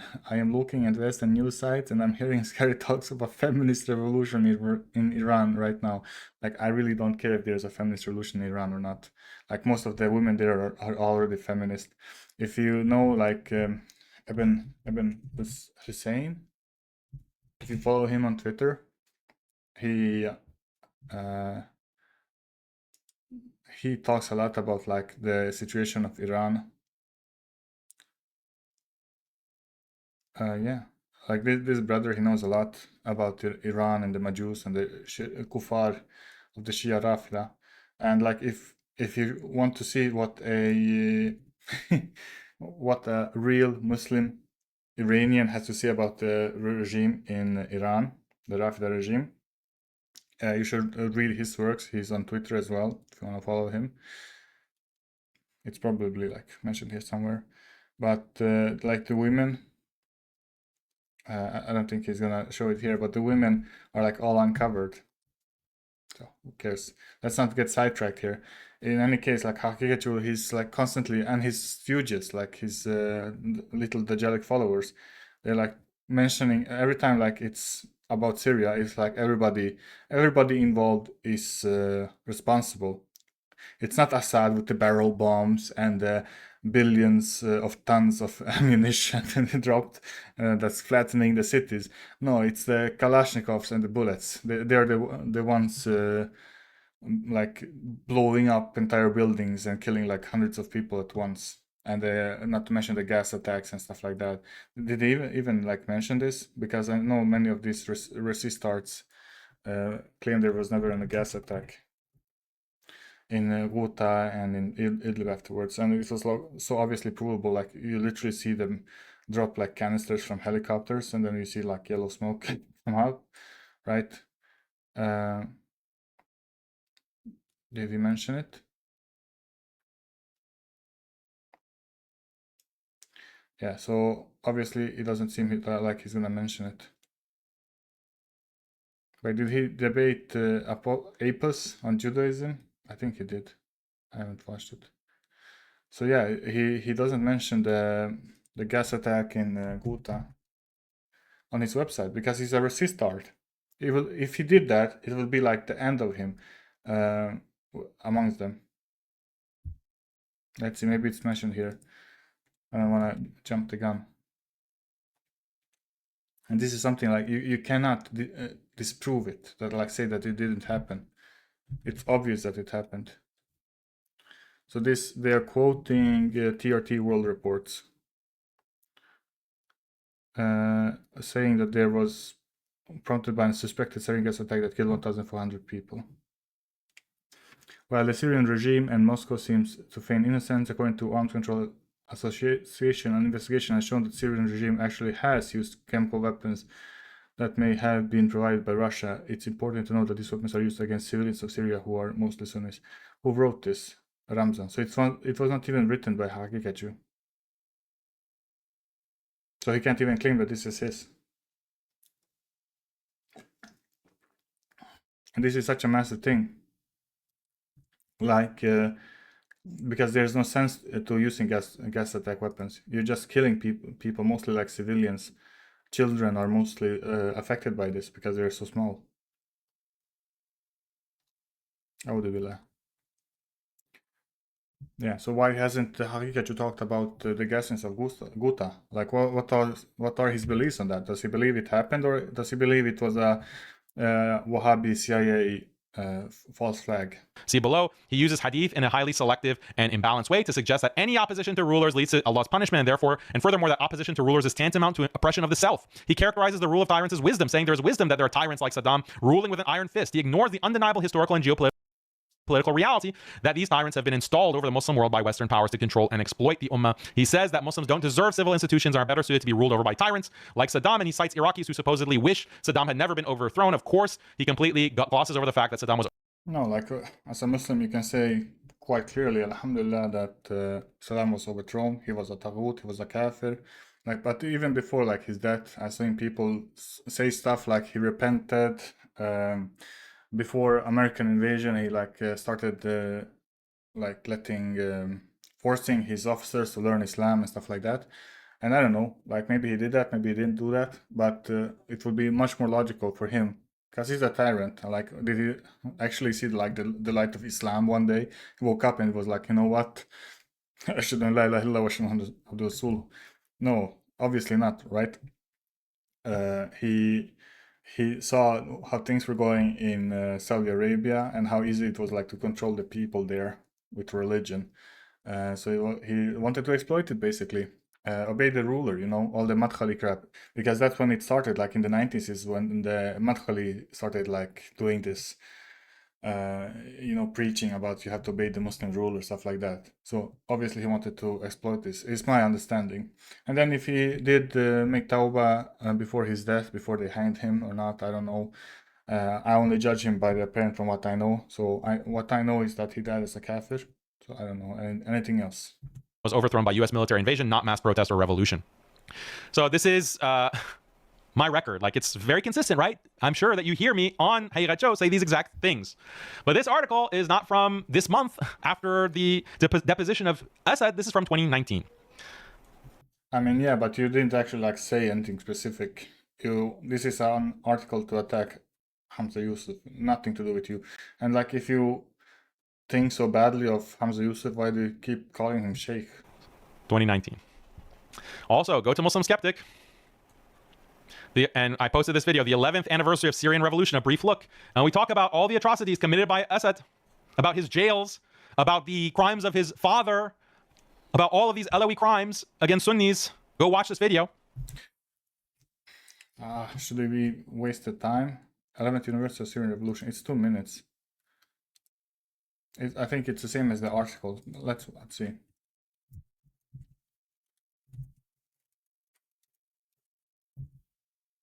Let's see.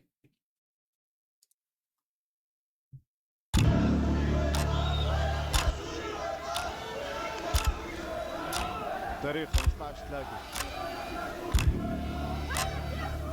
هاي انتفاضة الثلاثاء 15/3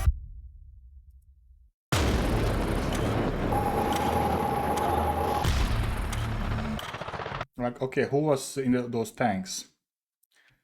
Who was in those tanks? Eventually it evolved into one of the bloodiest contemporary conflicts, I think it said. Yeah. So who was in those tanks? Who was the child crying? Oh, this is a barrel bomb. Who dropped it? Hundreds of thousands have died. Countless amounts of people are missing, and many more are refugees. Let me just disable music. 30 to 40,000 civilians were tortured in Bashar al-Assad's jail. Yeah. In the 70s, a militant uprising began against Hafiz al-Assad's secular Ba'athist regime. The results: tens of thousands were dead and long-lasting trauma. No, it was not the 70s, it was in 1982, the Hama uprising. To dissuade the Muslims of Syria from ever thinking of uprising again. Psychological terrorism is basically what kept the Muslims of Syria passive towards the secular nationalist dictatorship. In 2015, Assad admitted his army was basically on the brink of collapse. Yeah, this was around like November, I believe, like September, October, November, somewhere there. There was like a massive campaign by, then again, it was Jolani that did it, you know, Abu Muhammad al-Shara. But it was a different coalition then. It was Jaish Fath al-Suri, the army for the victory of Syria, something like that, or the opening of Syria. But they did like massive offensive. They took like Idlib. They took the Arab Plain. Lots of like positions like northern Hama. Entered like the village of Khatab, I think, and then they were like beaten back there because like north of the Hama city center because of artillery and Russian airstrikes. Russia came in with the airstrikes and stopped the advance. Otherwise, like that would have been the end of Assad, the end of atrocities. Instead, atrocities kept going on for like 9 more years. Yeah, it's horrible. It's horrible. That's why when I saw that, like there was like a terrorist attack against Russians, and Haqiqatjou, like he wrote an article on that. I think it was ISIS. It was like Caucasus militants, right? Yeah, this Who Created ISIS, written by Abu Zakaria. And these are the attackers. Like I recognize them from the news, right? So Who Created ISIS? And he wrote this like shortly after the attack. Basically, like to condemn this because Russia is so good. Like if Russia was not here to stop the advance of the rebels, like tens of thousands or maybe hundreds of thousands of Muslims will still be alive. So he's still like simping for Russia for the axis of resistance, you know, Iran and all of that. It's funny, he's like spreading ISIS propaganda openly. Like, isn't he supposed to like go to jail for this? Is it not curious how ISIS seems to be fighting all the enemies of US empire and never the actual enemy of Islam? Never the actual enemy of Islam. So what is Russia? Russia is not the actual enemy of Islam. The reason that they came and helped. So this is what I'm talking about. Like he shows this video like, see, I'm actually against Assad. I'm actually against Assad. Okay, Russia coming to help Assad. Oh yeah, but they're not the actual enemy of Islam, right? Recently, we saw the horrific attack in Moscow Crocus City Hall on March 22nd, 2024, which left at least 143 innocent people dead and more than... Yeah, this is horrible. You know, I disagree with this tactic. This is bad. But am I gonna cry for them? Am I gonna cry for Russians? No. Russians, why should I cry for them? Have you not heard of what they did in Chechnya? Have you not heard what they did like to the Turkic peoples, the Turkic Muslims, which they conquered? Like, you know that almost entirety of Russia today is like all occupied Muslim land. Like, are you this stupid? And to say that Russia is not the actual enemy of Islam. Like, look at this. Do you have any idea how small Russia was? This is the problem with the Haqiqatjou and his stooges. Like, they have no idea about geopolitics, about history, about anything. So, see, this was Russia in 1547. This is all that they controlled. And obviously, you know how big Russia is today. So, what land did they take over? All of this. All of this. Like, all of this. It was all Muslim land. It was all Muslim land. Chechnya is now under Russia because of conquest. And as you have seen, like in Ukraine, Russia attacking Ukraine to take it over, it's part of the same tactic, the same frame of mind. We have to expand, okay? Russia is invading Ukraine right now because they are the same Russians that they took Muslim lands and now they're going to take Ukrainian lands. And as you can see, Haqiqatjou and his team, they don't consider Russia to be the real, actual enemy of Islam, while Russia came, saved Assad, and if you have seen what they have done to the Muslims, you will be so mad at this, at that statement on the website. There is a video where they tortured a disabled man to death, like beat him to death with sledgehammers and like exploded grenades on his private area.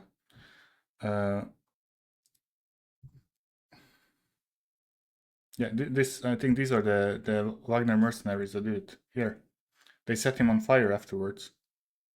Audu billah. And to say that Russia is not the main enemy of Islam, the actual enemy of Islam, that's the kufri thought. That's the way kuffar speak and think.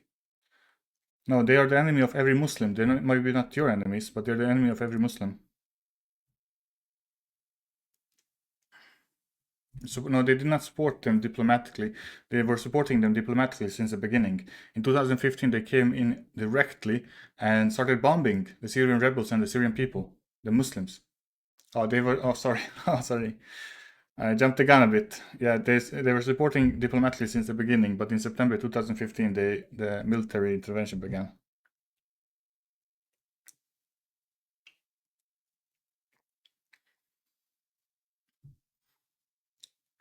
Yeah, well, not exactly, but yeah, like the weapons that were used in Ukraine currently, they're like glide bombs, like UMBK kits, stuff like that. Drones, they weren't used in Syria.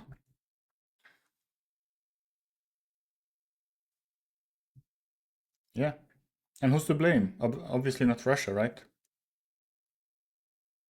How is this a video against Assad?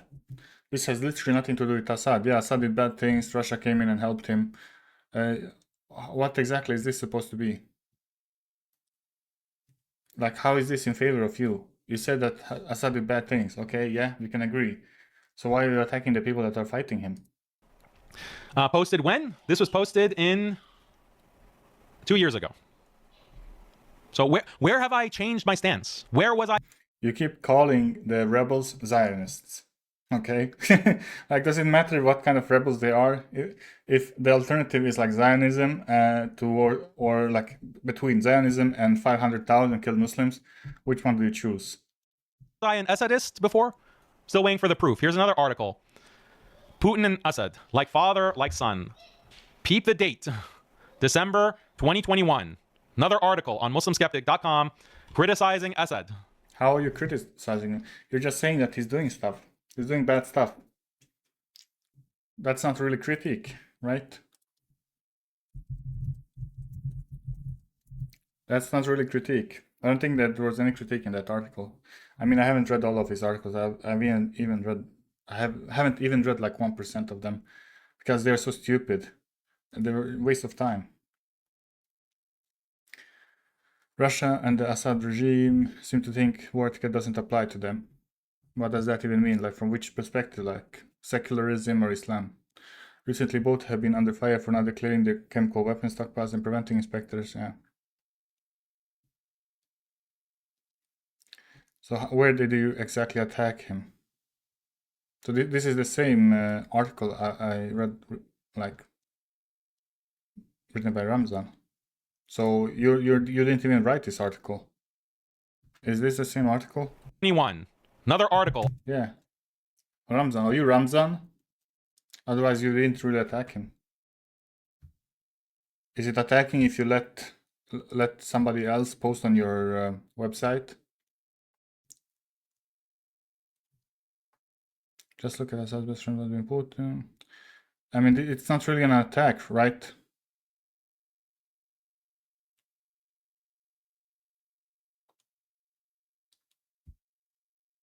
It's not really an attack. Who is this Ramzan?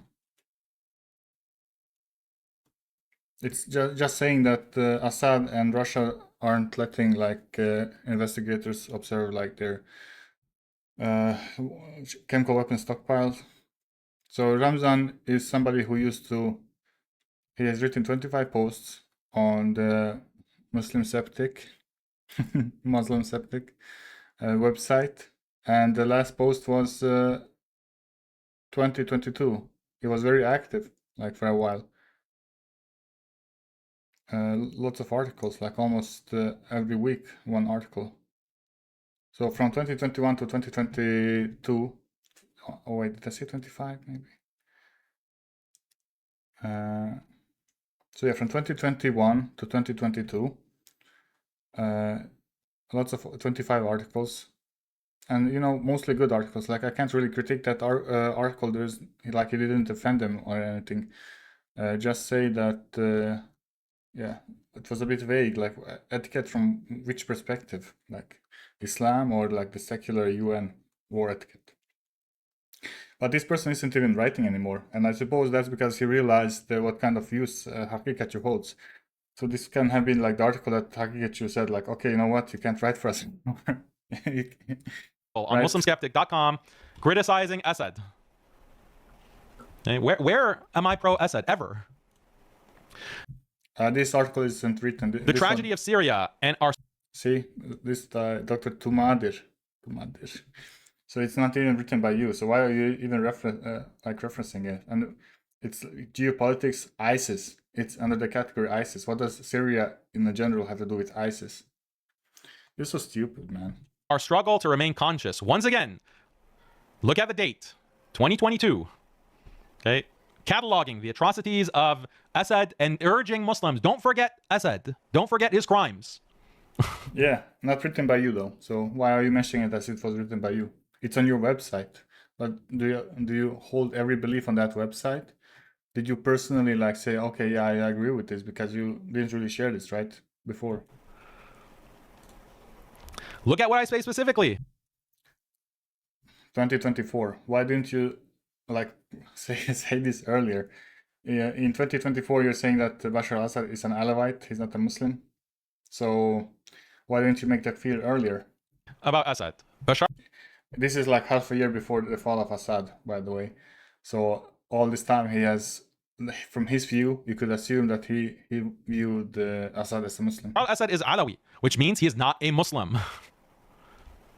And I post, the articles about his background. Alawi is not Islam. They believe, here, look at this tweet. So here's someone else, like this is the same circle with Potato Head and these Baathists or whatever kind of agent trash they are. The Syrian civil war was shaped by Israel and the US. This is the nail on the coffin. Now you will be forever referred to as an Assadist and a Khomeist. I hope every Sunni sees you for who you truly are. May Allah deal with you and punish you severely. Yeah, obviously this is already happening. Alhamdulillah. You're already being punished, like you're losing viewers, you're losing subscribers, you're losing income, and alhamdulillah. The only ones keeping you afloat are the Iranian government, like always. Oh, I'm an Assadist? Didn't you just see that I make takfir of Assad? Wait, let's see. This is from October 5th, and the last tweet was from June 22nd. So yeah, okay. It's like one tweet he made where he did make takfir on Assad. Okay, I have to give it to Haqiqatjou. At least he's not like overtly disingenuous. A Khomeist. I hope every Sunni sees you for who you that I make takfir of Assad and the long record of opposing Assad. But still, like this all falls within the doctrine of taqiyya, right? You're not doing anything that a Shiite wouldn't do, so you're still a Rafida. You cannot look like at one instance where you did something that that a Muslim would say, right? We have to look at your entire like being, everything you do, everything you write, and you have been like not talking about Assad for like 10 years, and then suddenly you jump on the bandwagon of like saying, oh, he's a kafir, guys. I always thought this. I didn't write it for 10 years. But here I am. I believe he's a kafir. But I'm an Assadist. That's a very strange Assadist to be. And I respond, is this just stupidity or dishonesty? Let me repeat what I've said many times. Assad is a kafir, secularist tyrant who deserves to burn in hell for the crimes he and his father inflicted on Muslims. That includes his culpability in the Syrian civil war. Syria deserves a better leader, and he should have been replaced long ago. But you're a shameful idiot for hiding the role of Israel and the US in fomenting a civil war in Syria, as they did in Iraq and Lebanon, in keeping with the Yanon plan. And this has resulted in countless deaths. Why are idiots like yourself obsessed with defending Israel and the US by concealing their role in the civil war? Why don't you acknowledge the Syrian blood on Israeli and US hands? Why do you claim that haters and critics of Assad like myself are Assadists simply because we recognize the Israeli and US crimes in Syria? I mean, if like you have to measure how many people has Zionism killed and how many people has Assad killed. Like since the beginning of Israel, they haven't killed as many Palestinians as Assad killed like in a couple of years.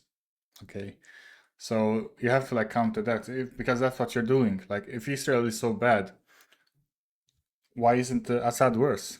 Okay, if we're gonna like depose somebody based on the killings and like the acts that they're doing, should we depose of Assad first? Right? Maybe if Assad was gone, maybe like the Palestinian resistance could get more weapons and stuff like that.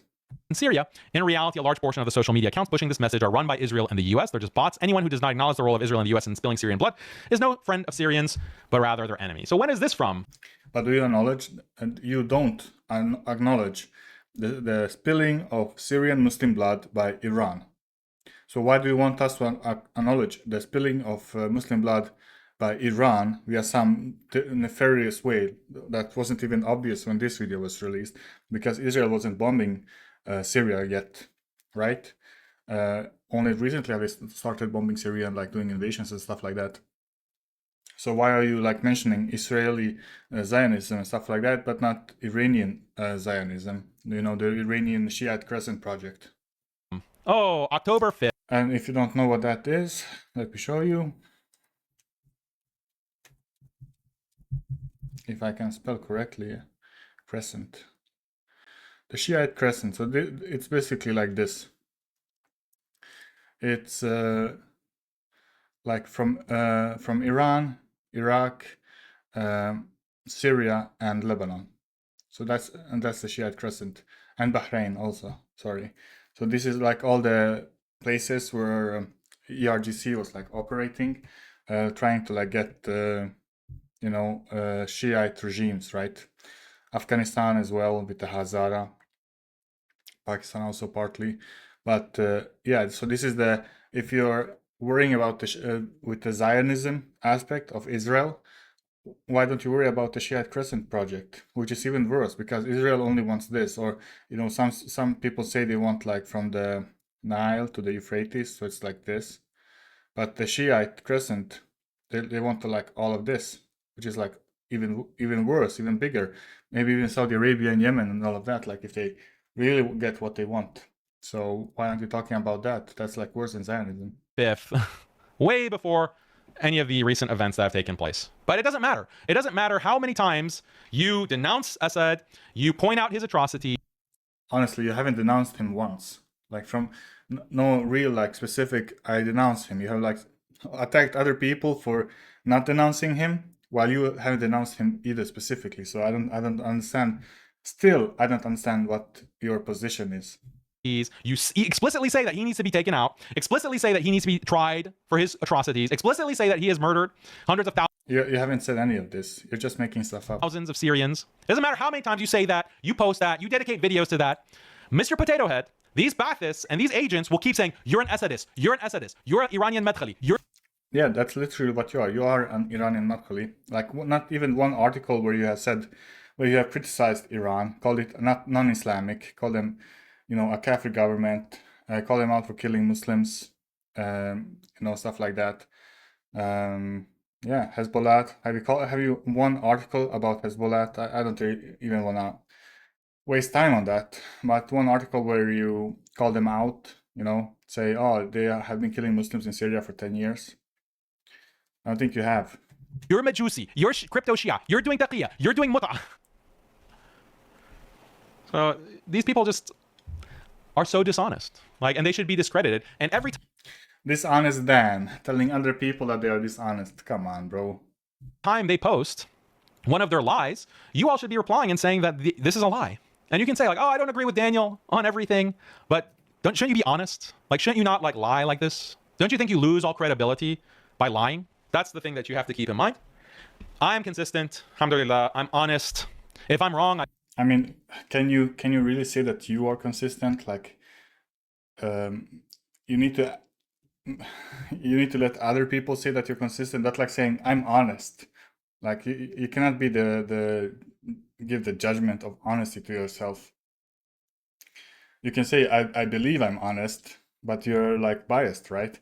So you should let somebody else define you if you're dishonest or honest or consistent or inconsistent, stuff like that. And obviously, like in this moment you're angry because somebody else has defined you as dishonest and inconsistent, and you're mad about that. So saying that you are honest or consistent, that doesn't really prove your point in a way, and you haven't shown any real consistency. 10 years, like showing 5 tweets and Facebook posts and 1 video over the span of 10 years and more. Like, how is that honest, right? I mean, did you could have shown us like your personal Facebook from the beginning of the Syrian revolution. Probably you might have, like, I don't know, shared a video or something in support of Assad. Sorry, against Assad, in support of the rebellion, or something. No, obviously you don't have anything to show, like 2015. And people have been like calling you out for this throughout the years. So like since I started listening to you, sometime in 2016, I believe, is when I began. And people have been like questioning you about like, what are your views on Assad? You always said that like, my views are clear, and like, oh, he's just like all the other Muslim rulers or stuff like that. So obviously, like, you considered him a Muslim until recently. I say that I'm wrong. I don't double down like some moron like Mr. Potato Head or whatever. So, I mean, the record is there. The record is there for any honest person. But if you're a Muslim, you should, even if you don't like me, even if you disagree with me, you should stand for what is correct and what is just. Be just, even with your enemies. This is what Islam teaches. So even if you disagree with me, be just. And don't say that I'm an Assadist. Don't say I've been supporting Assad and I just turned 180 degrees and suddenly I'm anti-Assad because... That's funny. Honestly, that's funny. He's literally begging us, the audience, not to call him an Assadist anymore. He's on his knees begging, please, have I not shown you that I'm not an Assadist? Don't tell me I'm an Assadist anymore. Assadist. Let's see. Let me do something here.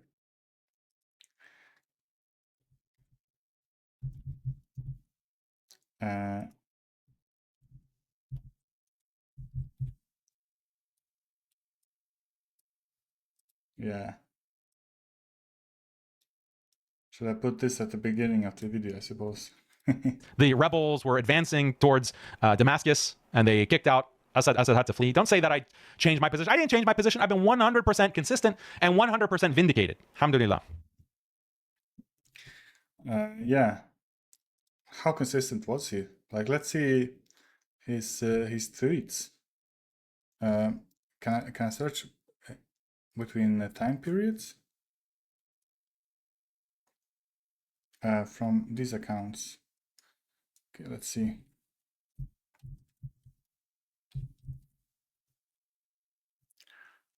And yeah, dates.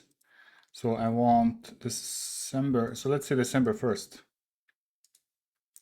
2024 to December 6th, 2024. Right? So let's see if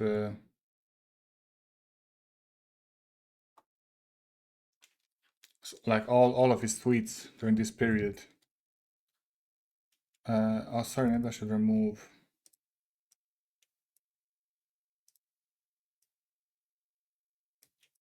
Man, I hate Twitter. Okay, so why even pro rebels acknowledge his past association? It's a fact. So what he did, I think this is about. Can you read the slide I read out in the debate? I know you were pro-Syrian people since 2016, but my only problem with you is posting the past of Jolani, which is the worst take ever. You should apologize publicly for that, but this racist Akli Baldi is also crossing the line. He should be warned. He's the filthiest Salafi on X. So this is like, what is he? He's like a Sufi or something, this guy. So, and Daniel Haqiqatjou, he answers, because the past of Jolani is he was in ISIS, he was in Al-Qaeda, all the bad stuff. Why? Even pro-rebels acknowledge his past associations. It's a fact. It's a fact, guys. He literally goes on Zionist programs to beg the West to bomb Israel's enemies. I don't know about that.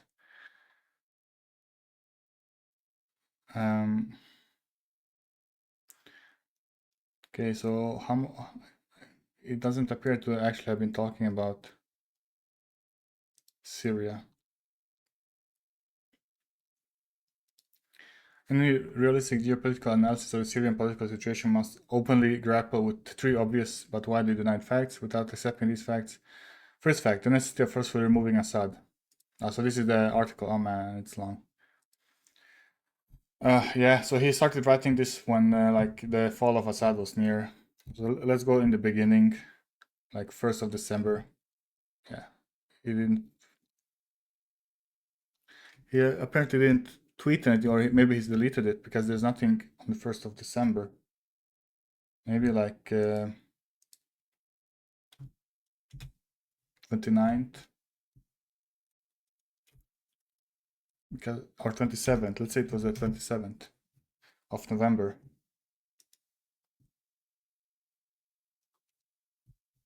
He can have just like deleted all of his articles. Oh, there's one, December 1st.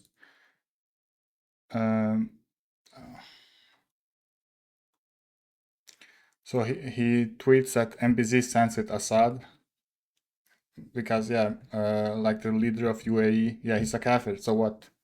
So he wants to say like, and he says, I guess MBZ was the real Iranian agent the whole time. Yeah, it's actually possible. So this is an attack on Madkhalis, nothing to do with Muslims.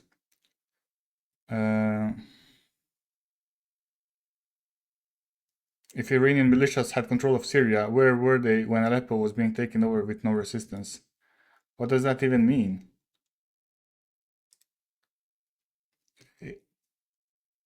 One side says if you don't have 100% certainty that the rebels are rightly guided heroes, no one is rightly guided except the prophets. You kafir. Or according to you, the imams. That will bring an Islamic golden age to Syria, then you are Assadist kafir, Iranian agent, Majusi Murtad. There is a side that says rebels are Syrian fighting to take their homes back from the Iranian militias, and they have the right to do so. If Iranian militias had control of Syria, where were they when Aleppo was being taken over with no resistance? So he's talking about the fall of Aleppo. That already happened. Yeah, they were there. Yeah, this guy says they literally ran away. Yeah, they were there. There were Shia militias in Aleppo. They ran away. Hezbollah were like crying because they got the order to like retreat because it was chaos. Yeah, and this is like literally against the article that Haqiqatjou shared that in 2016 pro-Assad forces were executing civilians. This is who was doing it, probably, Shia militias, right? They were there, they took over the area. Here's one of the leaders, your brothers in faith. They fled like their hidden Dajjal savior. Yeah, so this is one of the people killed. Iranian military advisor killed in terrorist attack in Syria, November 28th. So that's like that offensive began like on the 27th of November. So that's just funny. As you can see, he's just trying to be like devious, right? So now he's against Assad. But if you like watch it from the beginning, he was definitely defending him and the Shiite militias.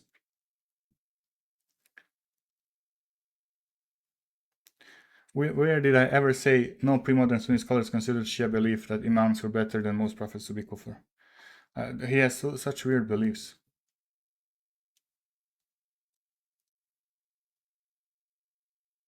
Are the Shia Muslim? So funny. This is so funny that this started like just before the fall of Assad. I repeatedly challenged him to debate on Shia, and I don't really care about this.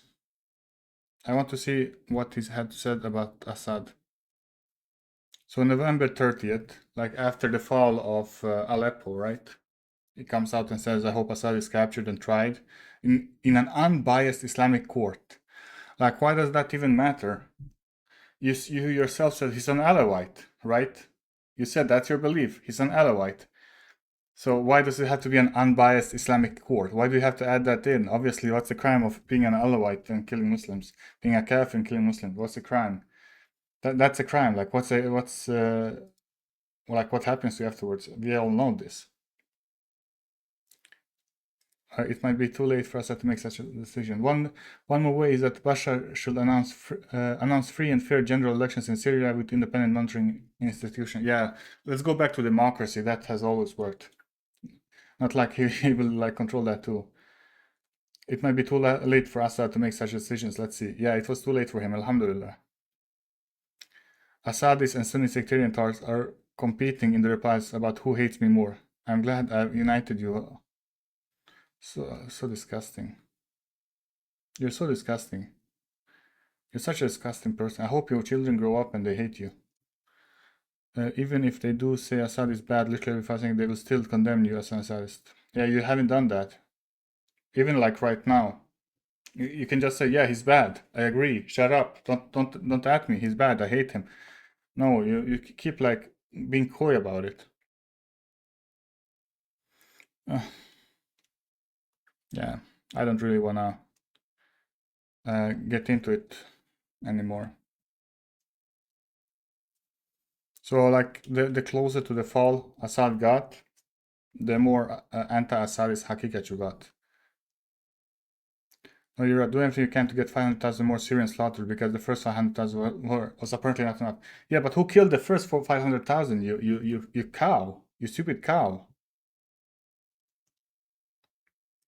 That's like saying to Hamas, like, yeah, you have already gotten 200,000 Palestinians killed. Like, lay down your arms so 200,000 more don't die. Like, how stupid are you?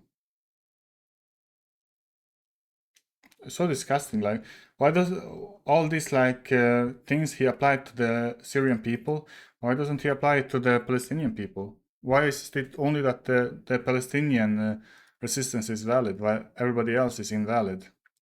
Such a stupid person and disgusting. Honestly, very disgusting. Yeah, I hope you enjoyed another video by me ranting about Haqiqatjou. If you liked it, please share it, like it, dislike it, doesn't matter. If you have any questions, write them in the comments and I'll be glad to answer. Yeah, inshallah, next video will not be about Haqiqatjou, inshallah. I can't tolerate him anymore, man, honestly. It's just low-hanging fruit, so I keep like picking on him. But he's a Rafidi. He's obviously a Rafidi. His lies are so bad. I don't think he has ever been challenged in his whole life, you know. So he's been living like this posh life, this wealthy life, and he's never been challenged, never been asked to like defend his beliefs and stuff like that. So his lies are extremely bad. He cannot defend what he's claiming now. Just say sorry. Like, it will literally be easier and you will have gained like thousands and maybe hundreds of thousands of followers and people will actually accept it from you. If you said, I'm sorry, I was not harsh enough against Assad, I did a mistake and I'm gonna be harsher towards these tyrants. Okay, if he said this, you know what, even I will say, okay, you know what, he's maybe a Muslim. Okay, I was too harsh on him. On Haqiqatjou, I should have listened. I shouldn't have like waited for his response. No, he's just like dragged himself down. And if you like watch like the Omar Suleiman stuff, like he did like libations. Yeah, this guy, he did like the libations. I don't know what happened afterwards, but like he said like, okay, yeah, I'm sorry. I didn't know what I did. It was an act of kufr, and I repent. So that's everything. Okay, he repented. He acknowledged. Okay, it was an act of kufr. It was not defensible. But Haqiqatjou, he tries to defend himself and say like, okay, yeah, I've been quiet, but also, you know, I have always been against him. See this one ambiguous article from 10 years ago. See, I've always been against him. I've always said that he's a kafir. That I said 2 years ago, and suddenly he's a kafir. I've always believed this. I called him a Muslim leader. You know, stuff like that. It's so stupid. Yeah. Okay, I won't talk anymore. I hope you have a good day. Inshallah, next video on someone or something else.